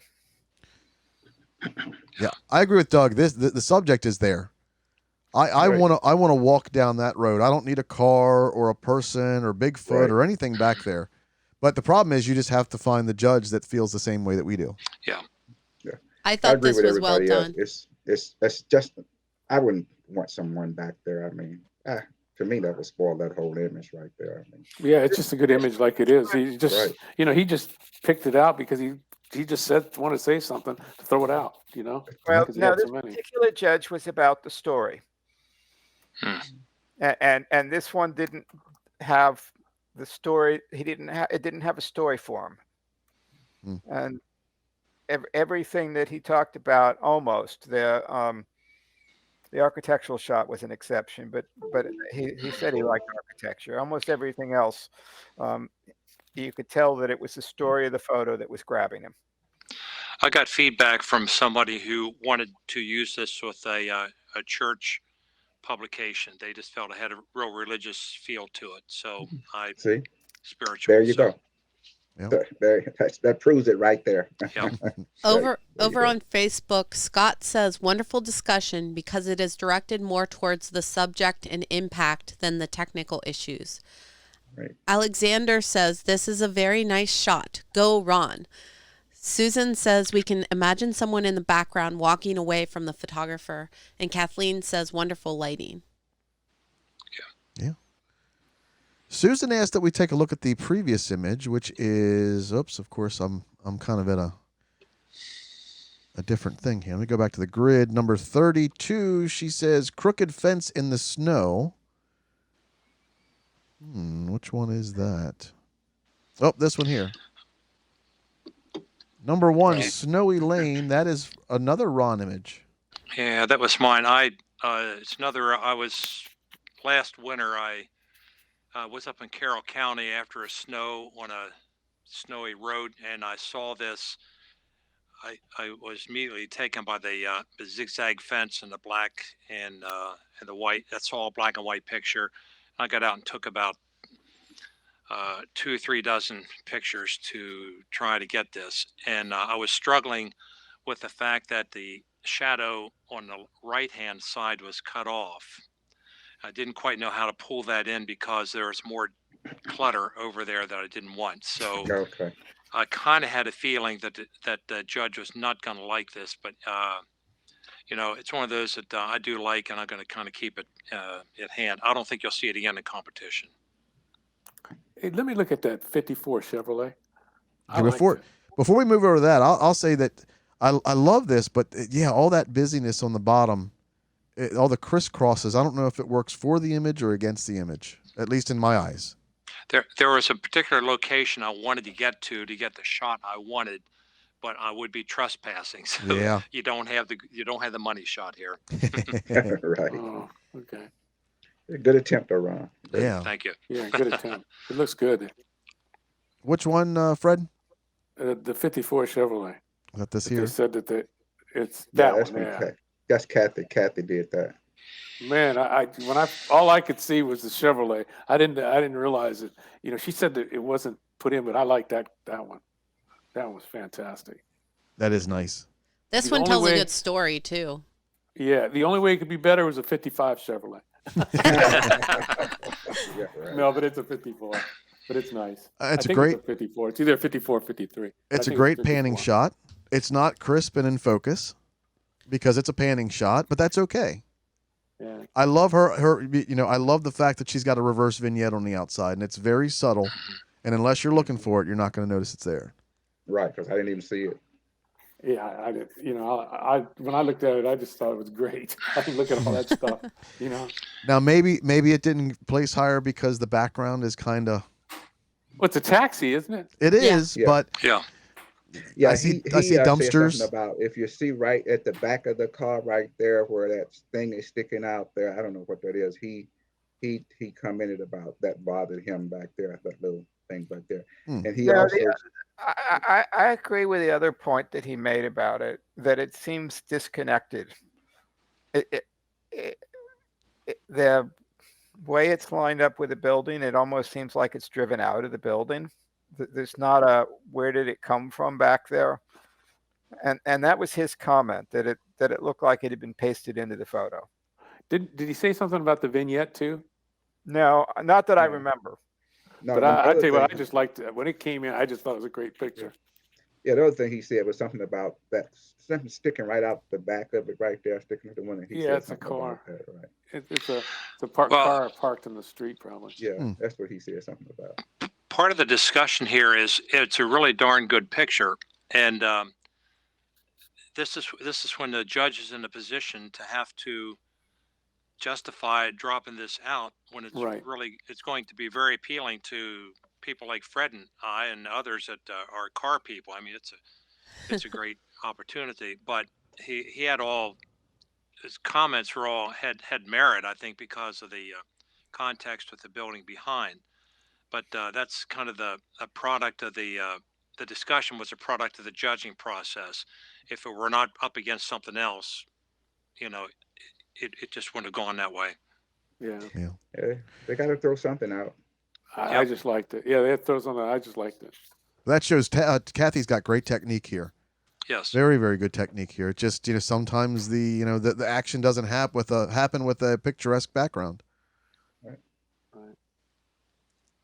Okay. Any other ones we wanna pull up here before we go to the novices?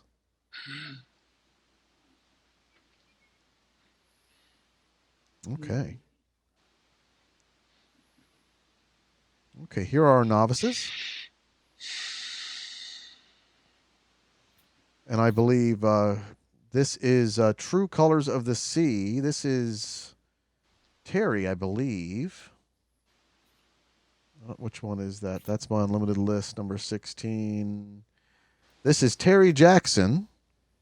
And I know she would like a little bit of thoughts on this one.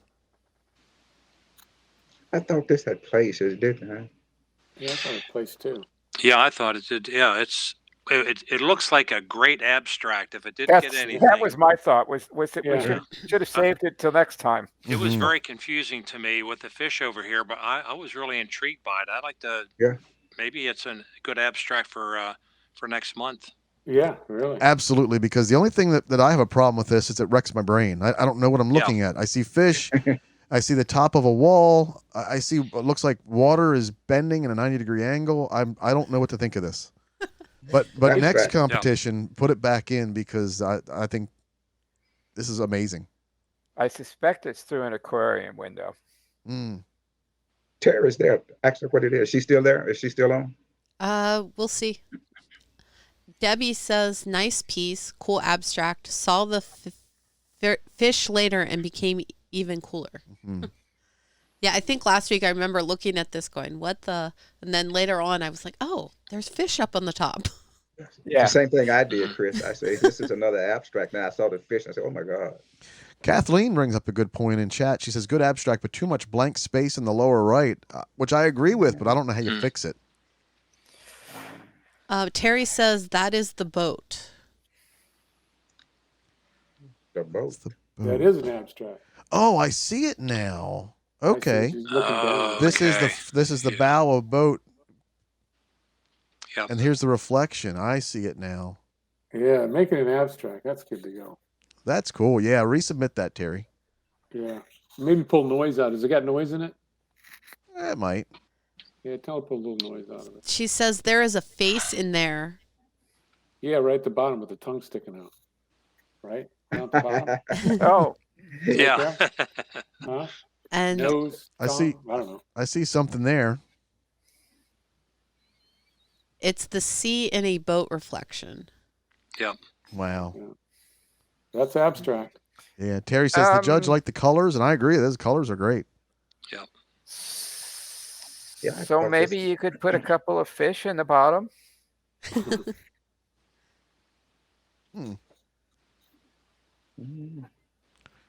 Okay, what else do we want to talk about? Can we look at number 16 a little bit? Yeah. This is 16 Mangrove Root, and this is by John Verdi. I remember when John brought this in for one of the critique sessions, and I think he was probably somewhat encouraged by that particular judge because of the creativity and the vision that he had in this. I think that the comments this last week focused on the technical aspects and the respect that the leaf in the background is more in focus than the roots in the foreground. Right. And this is one of those that that you have to be. Greg Holden talks about this. About sometimes you walk along and there's something that some people will just see and it pops out at you.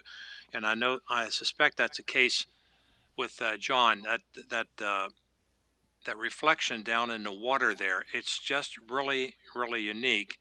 And my gut tells me that there's a real competitive picture here. I just don't quite know where, if it were my picture, where I would take it next. Possibly cropping some off of the left third or the right third of it, and then secondly, taking some time to work on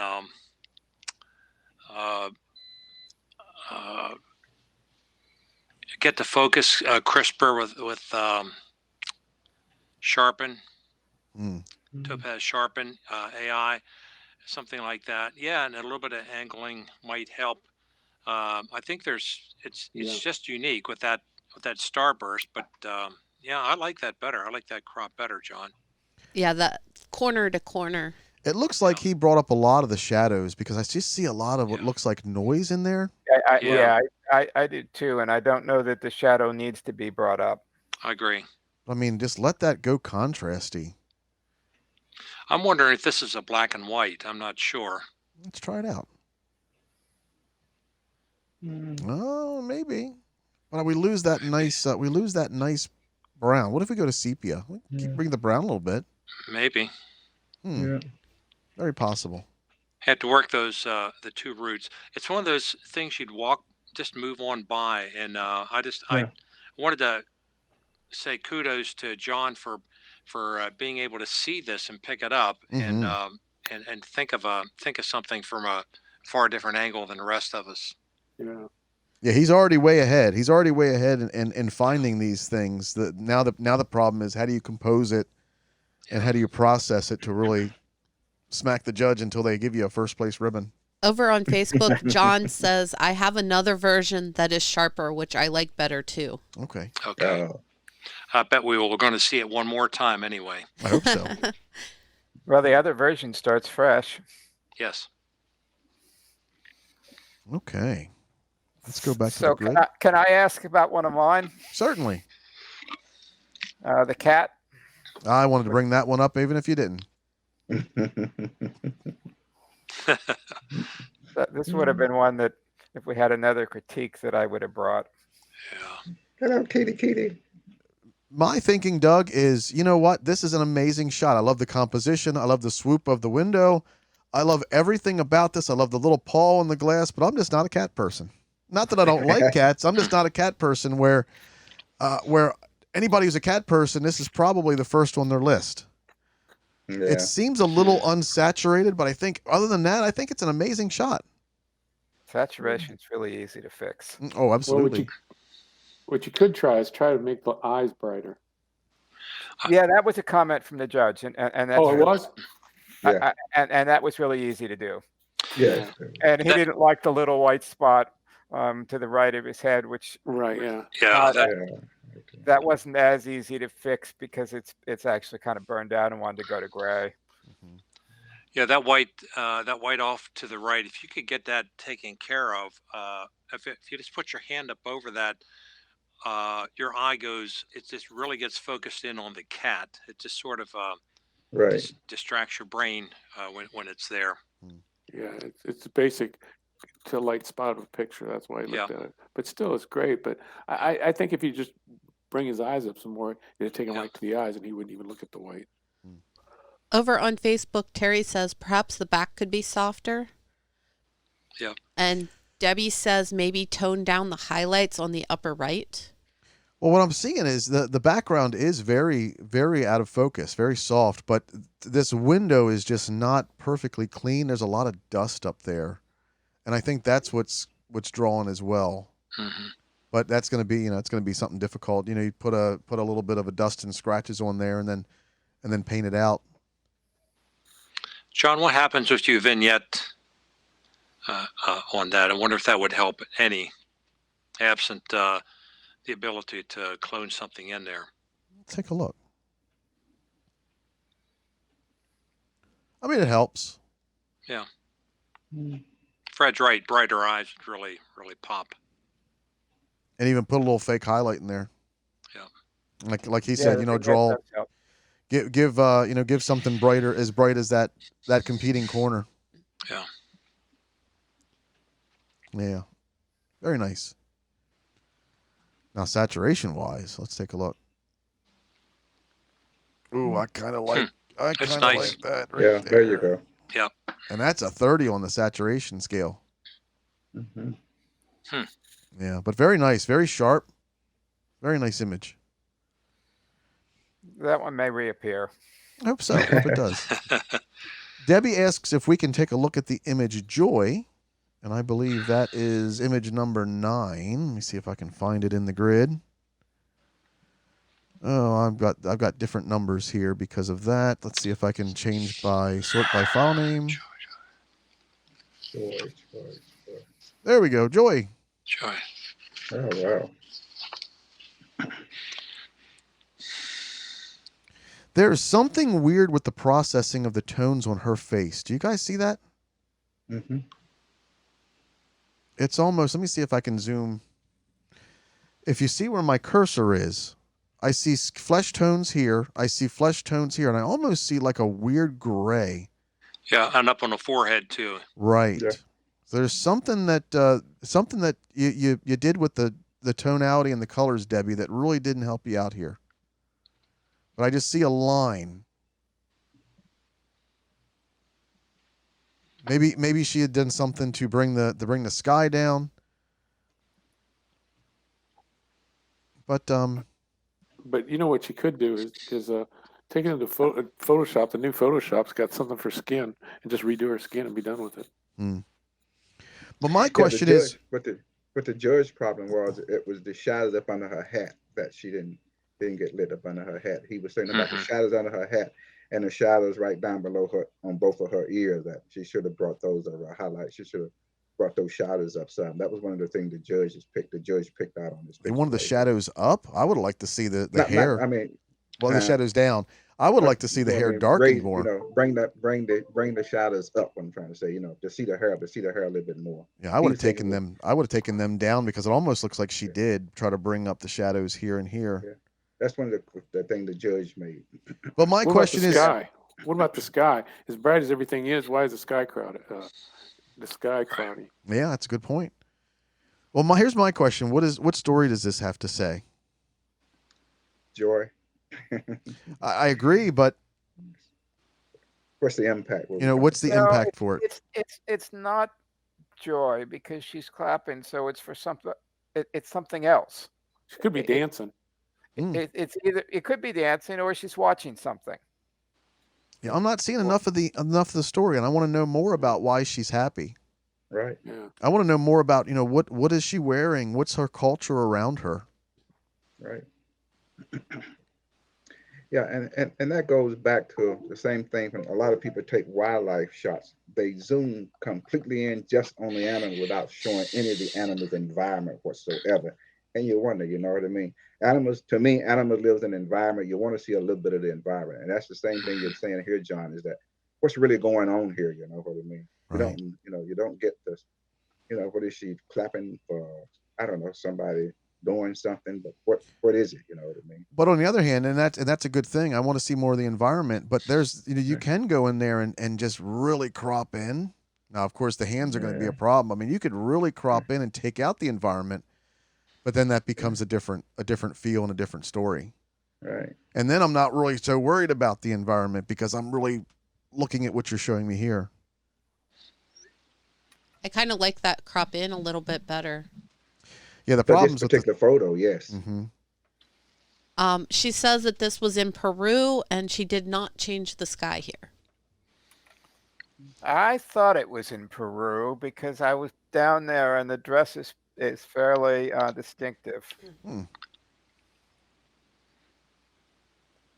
I mean, it's a sharp image. Yeah. Other than that weird skin tone thing, I mean, if that's the colors, I mean, a very good job of capturing the traditional outfit. I love that I can see the needle in the bottom of the hat. I think that's a neat little detail. John, I don't know. This is a question for you or Fred, I guess. Um, sometimes an outside picture like this suggests if you have an on-camera speed light just to fill in the Yeah. shadows or something. Because the shadow on her face really bothers me. If this were, because you get that with a lot of these midday pictures. Is that a solution that would really work for this? Although I don't know if I'd want to be carrying a speed light in addition around Peru on travel, but nevertheless. Well, it doesn't have to be too bright. That's for sure. That would work. I mean, But would that make it a really great picture, or just sort of? I don't know. I wouldn't know, but I would think that you would have less shadow. You would take the shadow and Okay. the way the shadow is real sharp. Yeah. What it'll do is it'll take it and make it a little softer. Yeah, you're still going to have that line Yeah. there. You'll still have that line there, and then you get to the point where okay, well, you're competing with the sun with the speed light, so therefore you need to be closer and closer, and that Right. becomes hard when you're trying to get Right. an unprovoked reaction from these people.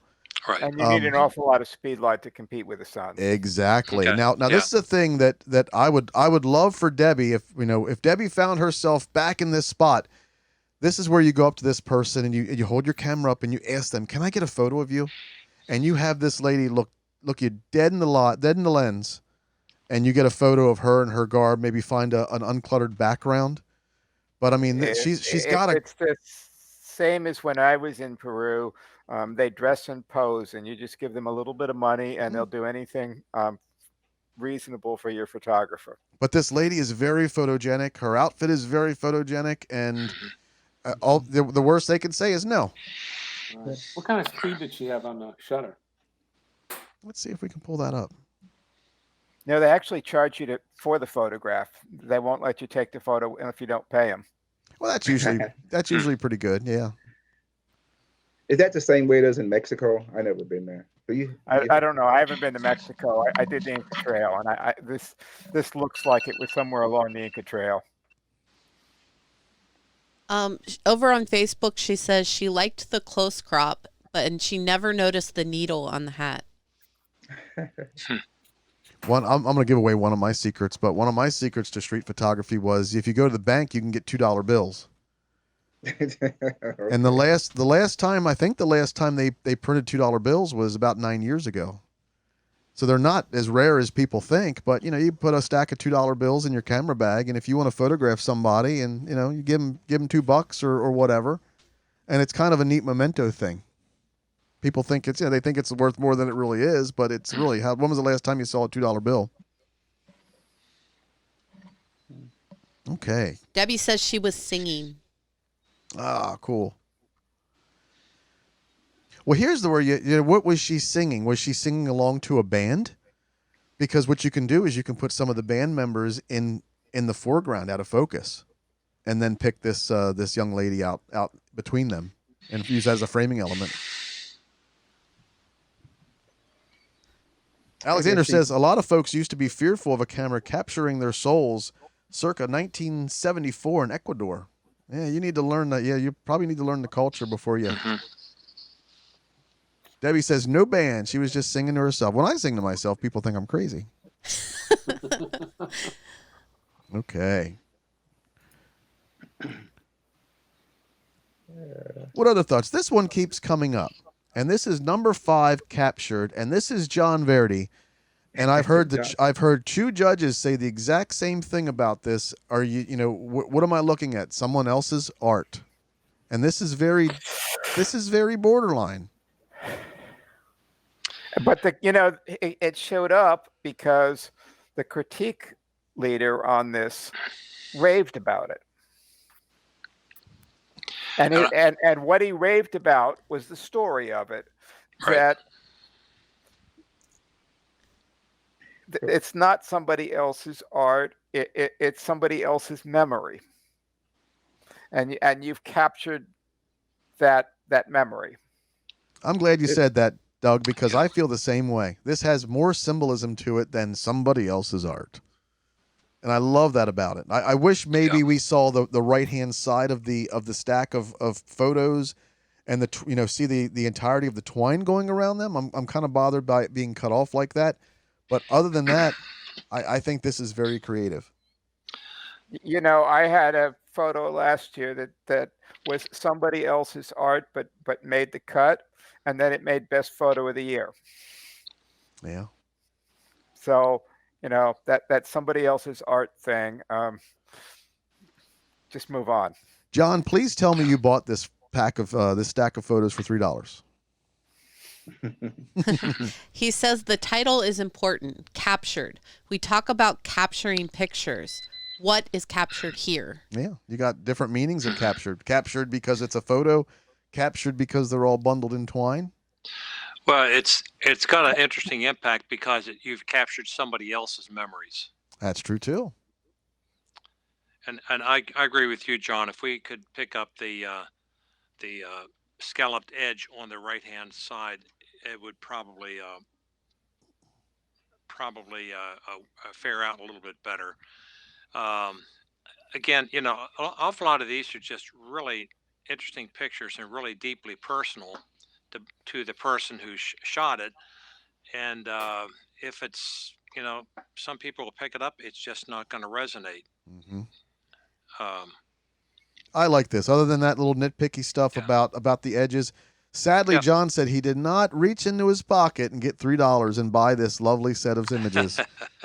Oh man, if he put this on like some black velvet and photograph it again, oh man.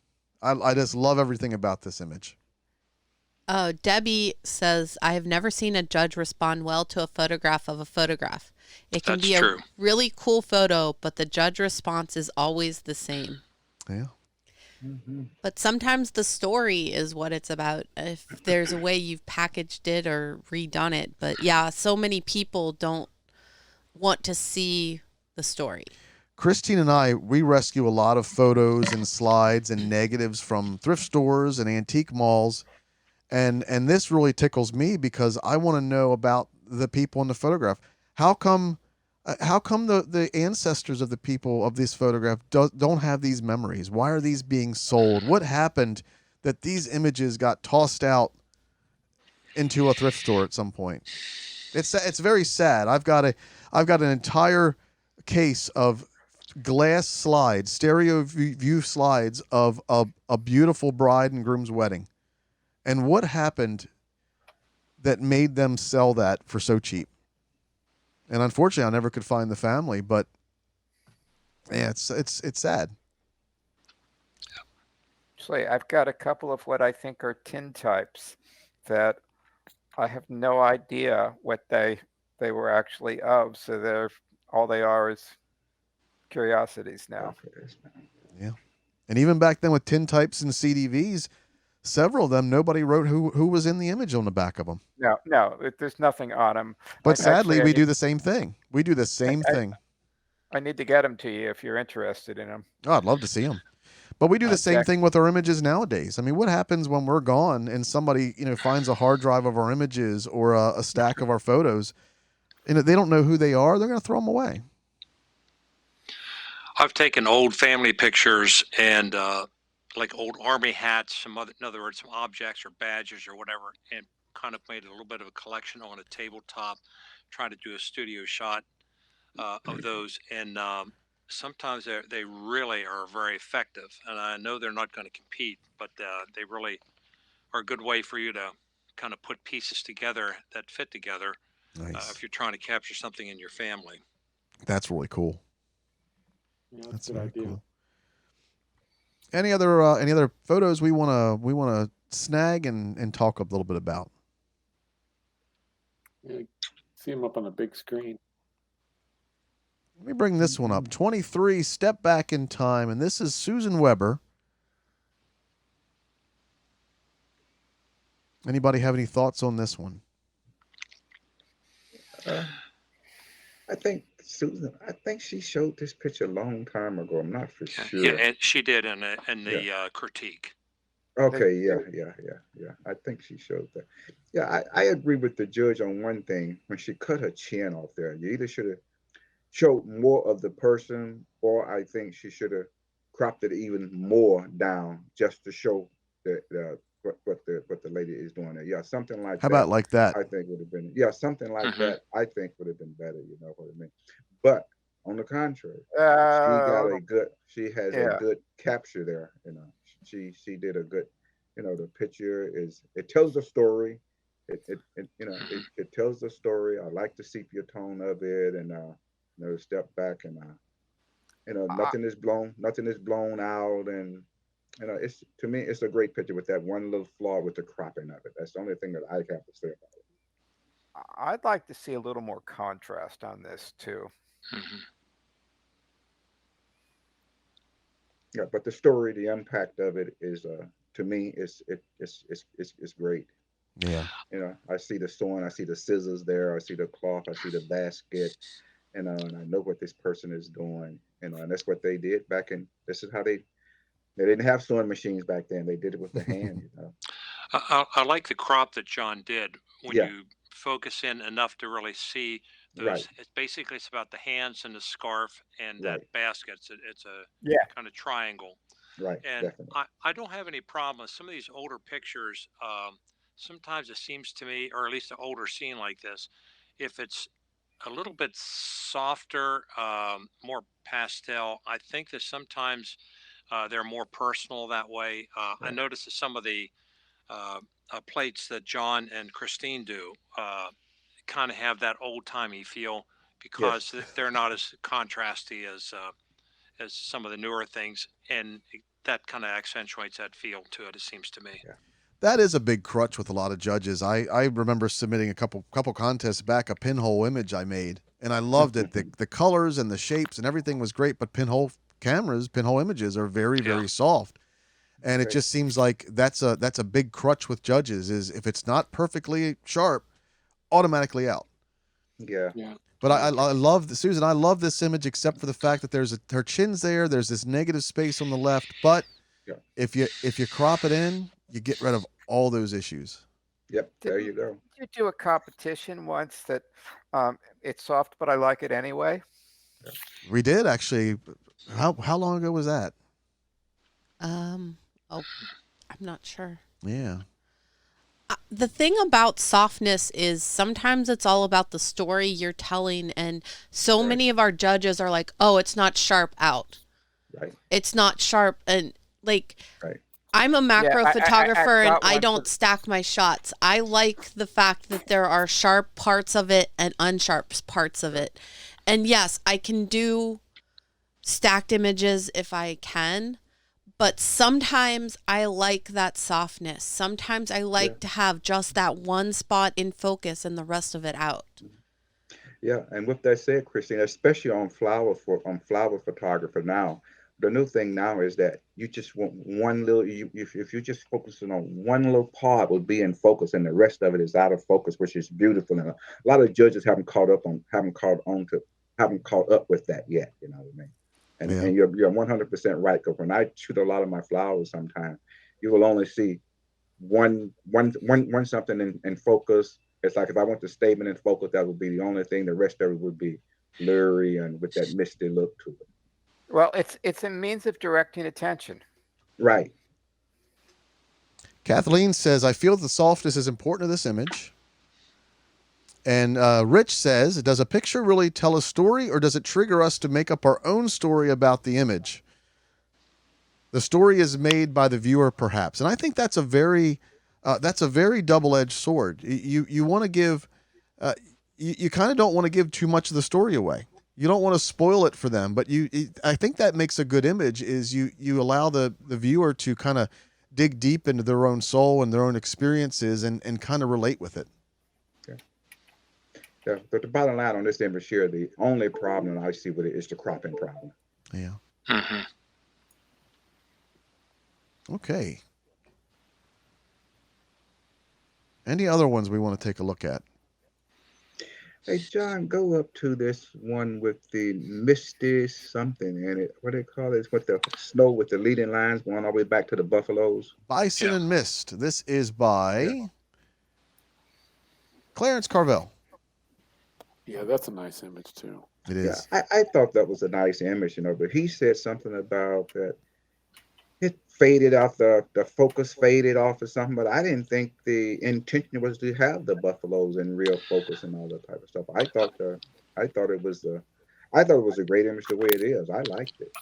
I think the problem with a black and white like this is that it's not going to fare well unless it's printed.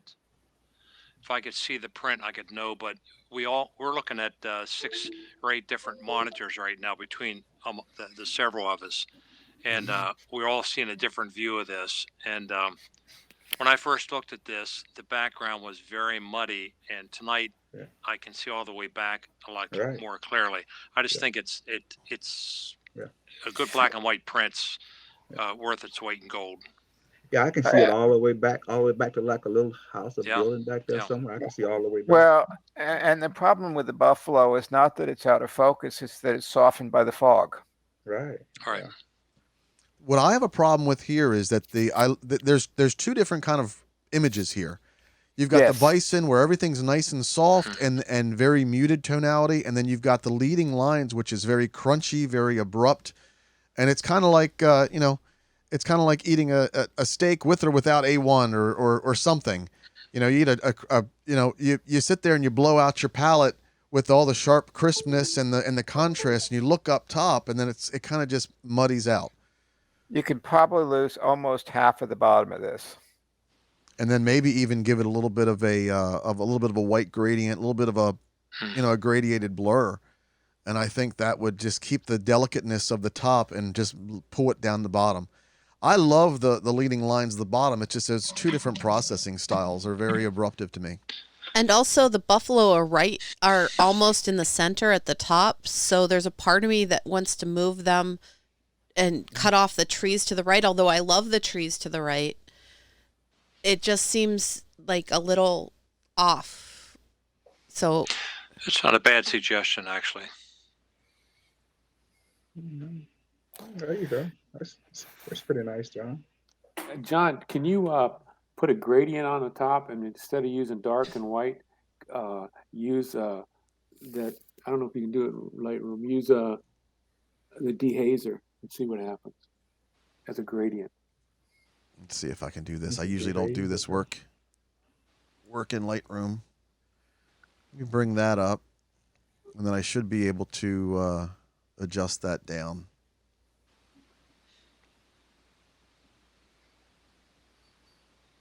No, try dehazer. Let's see, where's dehazer? Right here. Yeah. No, that's sharpen. No, Dehazer is the bottom that's one. dehaze. Oh, I still No, have the sharpness bottom. in there. Let me put sharpness back at 0. Yeah. Yeah, there's Just double dehaze click on it. here. Yeah. Yeah, maybe. But bring the gradient from the top. I don't know. Oh well. Yeah. Try There's the gradient the other way. definitely something in there. Maybe even maybe even bringing clarity down. I think I would have liked this better had there had been one bison a little closer and that I could actually see what it is. I mean, there are 3 dark spots there that, since you told me it was bison, now I know that that's what it is. But it would be a little more dramatic if you could actually see it kind of coming out of the mist, if you will. Yeah, there's something to be done. Little gradient blur on the bottom half, and then bringing the levels so that you're muting. You're not having so much high highs and dark darks, and I think you've got something really nice there. And as Ron said, I think this you definitely need to see this in black and white. Print. Yeah, for sure. Okay, what else do we have? Let's see. Get it up on the big screen. I don't think we have anything else that's really worth talking about. I'll go through one more swoop. How about that? Okay. Oh, you know the one with the woman sitting, and he said something about she was too far away. If you crop that in, did that help any? Would that help any? That looks like He Jackie. said it was.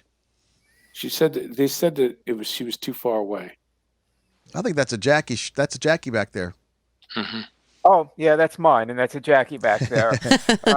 And it's not really about her. It's about the light and the leading line and the atmosphere. And the framing. You framed it with those 2 those 2 columns. You did those 2 columns. I did need a subject, so I asked her to go sit on the bench. Okay. Doug, I think it's actually 2 pictures, and in the respect that I like it the way it's framed right now, with that line coming from the upper left-hand corner around on the trellis, or whatever you call it, overhead. I think that's the arbor. Yeah, the arbor. I'm sorry. That looks really good, and her dark red coat there looks really nice. I think that works well. But I noticed that if you crop in and only pick up the 2 columns on either side of her, and possibly the one this side of it, and get rid of the one to the other side, it's actually not get rid of the column on the right. Yeah, and then but just get the 3 columns, 1, 2, 3. Get rid of the one on the left here, John. Okay.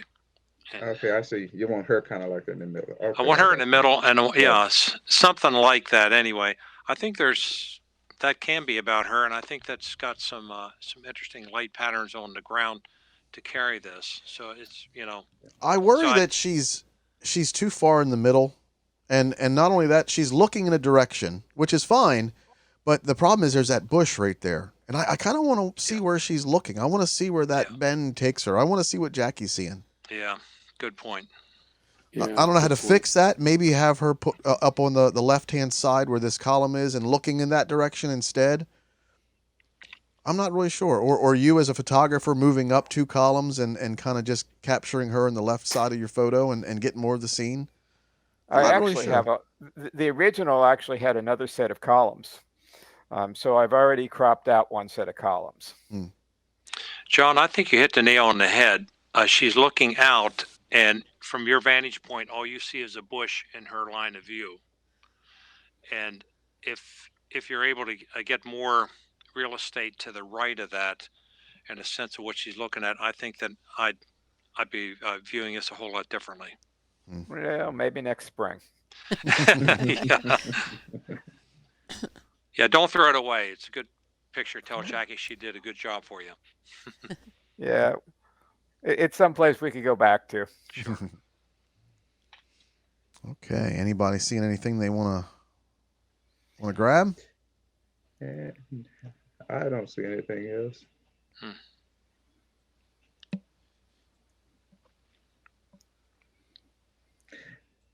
Well, I want to grab this one. I want to grab this number 18 YMCA, and this is by Tammy Gorsak. And I feel the judge didn't really understand this, and this looks like, I mean, it looks like a long exposure and popping the flash. I don't know. Do we have Tammy in chat? If she's still here. Cell phone a lot? Tammy, if you're still here, did you? Is this this is very well done? If this is how you did it, I mean, it's very well done either way. But it sounds like she may have just put her camera on a tripod, had her son do Y, and then flash a strobe. Well, M, flash a strobe, C, flash a strobe, and A, flash a strobe. And that's what I'm thinking she may have done, because I can see through the boy's legs. So I definitely see a long exposure photo here. But the problem, you know what really ruined this image for me, was the fact that the little boy's the top of his shirt, which is exactly the color of the water, his head is right chopped off on that horizon line. Right. I think we're too squished up down on the bottom. Tammy did a long exposure with the light painting with the flashlight. And this is very creative. It shows a very high technical ability of doing this on there. Alexander says, no, she has quintuplets. I feel sorry for Tammy then. but this is very technically well done. It's just that it was so unfortunate that he's wearing a shirt that's the exact same color as the water. And it looks like you're decapitating him with the horizon. I would get lower. I'd get closer. Give a little bit more space on the bottom. And it's a fun image. You know, when we talk about a contest-worthy image, I don't think it's really going to win a contest. But that's just because it's a fun image, and typically fun images, unfortunately, don't really win contests. Right. But it shows. But I tell you what, I mean, I'm glad I saw this, because it shows that Tammy has a very good understanding of how to use her camera and light painting. This is hard to do.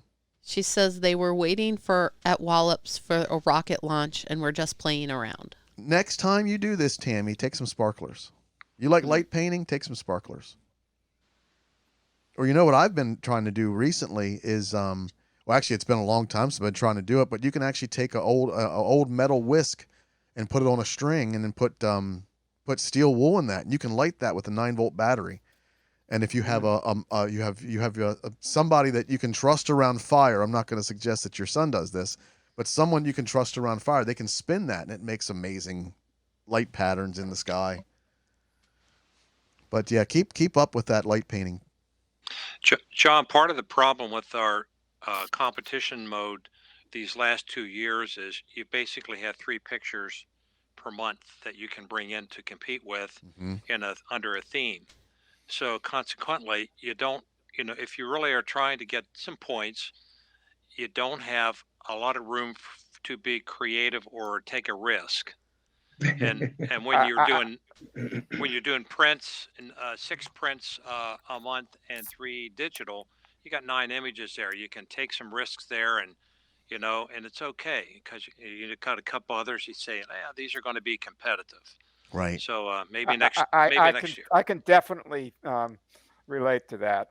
I've been struggling very much with trying to put the best foot forward, and wishing that I had someplace else, and the critiques have done a little bit of it, but someplace else, and actually I think tonight was good for this. That someplace else you can get some feedback. Yeah.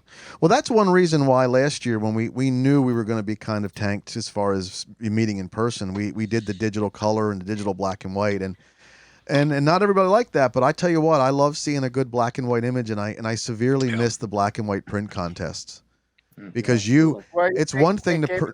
It also had 4 images instead of 3, so we've gone down an image this year. Mm-hmm. No, we were always well, we had 2 color and 2 3. black and white, John, last year. Right. Well, we did that because if we did 3 and 3, it would have made the meetings go so long. Right. But I mean, it's one thing to print a good color photo, but to print a good black and white photo, that takes a lot of technical skill. You need to know your process for sure. Well, we haven't forgot prints. Let's keep our fingers crossed for the fall. Yeah. Last call for images. I'm going to pick one more. I'm going to pick number 13, Salt Pan Palette. And who is that by? That's another Terry Jackson image. And I should have known that because only Terry would know what these when you have like watercolor paints, they call them pan paints. And that's exactly what this looks like. And that's Peru again, isn't it? Probably. And it's an interesting photo. I just don't know if it's a contest photo. I love everything about it, but I want more. I actually liked what the judge didn't like, which is that I think that the complementary colors are and the grid pattern of it, the use of those complementary colors make it pop. Absolutely. What bothers me, and I think could be fixed pretty quickly with a gradient, it's not about all of this rock on the bottom. Terry says this is in Malta. Oh, cool. You could try laying a gradient right along that ridge line and bring the whole front down, and I think that it would probably emphasize what you really want to look at quite a bit. How do I reverse this gradient here? Well, I have to be honest. I don't even know what it is. I have to go to the internet and see what is a salt pan palette. It's a draw. You put salt water into these really shallow ponds, and you let it dry, and then it becomes the salt is left behind when it dries, and after you get it thick enough, you harvest the salt. What does all of these look like? Windows. What is all of that stuff? That's those are rocks or something there. Close to us, I believe, is just the beach and the rocks on the coast. And all of the design, that's all rocks also. The design there with something that looks like windows. What is all of that? Those are artificially made dams that are separating out the salt drying pans. Okay. So the water gets flooded down those, then it dries out, and then you flood more until you have, like I said, a couple of an inch or 2 inches or whatever salt dried into the bottom of them, and then you harvest it. Okay. I couldn't comment on it because I don't even know what I have the slightest idea what it is. And that's cool. That's what I like about this is the fact that I don't know what that sucker is. But to me, this is really another cool. abstract. To me, this is another abstract. No, you'd have to crop it down, get rid of the water. Yeah. So I have the slightest idea what it is. Yeah. Very unique. I like the different colors of blue. Yeah, that really made it right there. Well, I think that's about it. Do we have anything else we want to talk about? I'm good. I think we're good. All right. Well, we want to hear from everybody that joined, either whether you were on the panel or whether you were watching us in Facebook or you're watching us after the fact. Let us know if you like this kind of a format. Did you enjoy being able to chat about this? We've got a very interesting program coming up for you next week, but check out an email for Ron that is going to come out tomorrow, Ron? Tomorrow morning, yes. I think that's going to be a really cool program.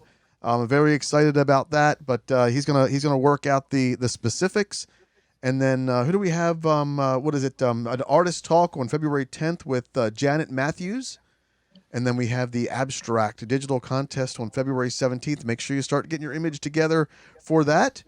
And then February 14th, we have Steve Statler, who's the MPA president, in here for a talk. But as I said, we hope you enjoyed, and we'll see you guys next night. Thanks to all of our panelists. Thanks for all of our members that allowed us to critique and kind of pick apart some of your images here. And we'll see you guys next week. Good night. And Ron, you convinced me to put my abstract picture back in for the 17th. Okay, excellent. Rats. Good night, everybody. Good night, everybody. Good Really night. enjoyed it. Good night.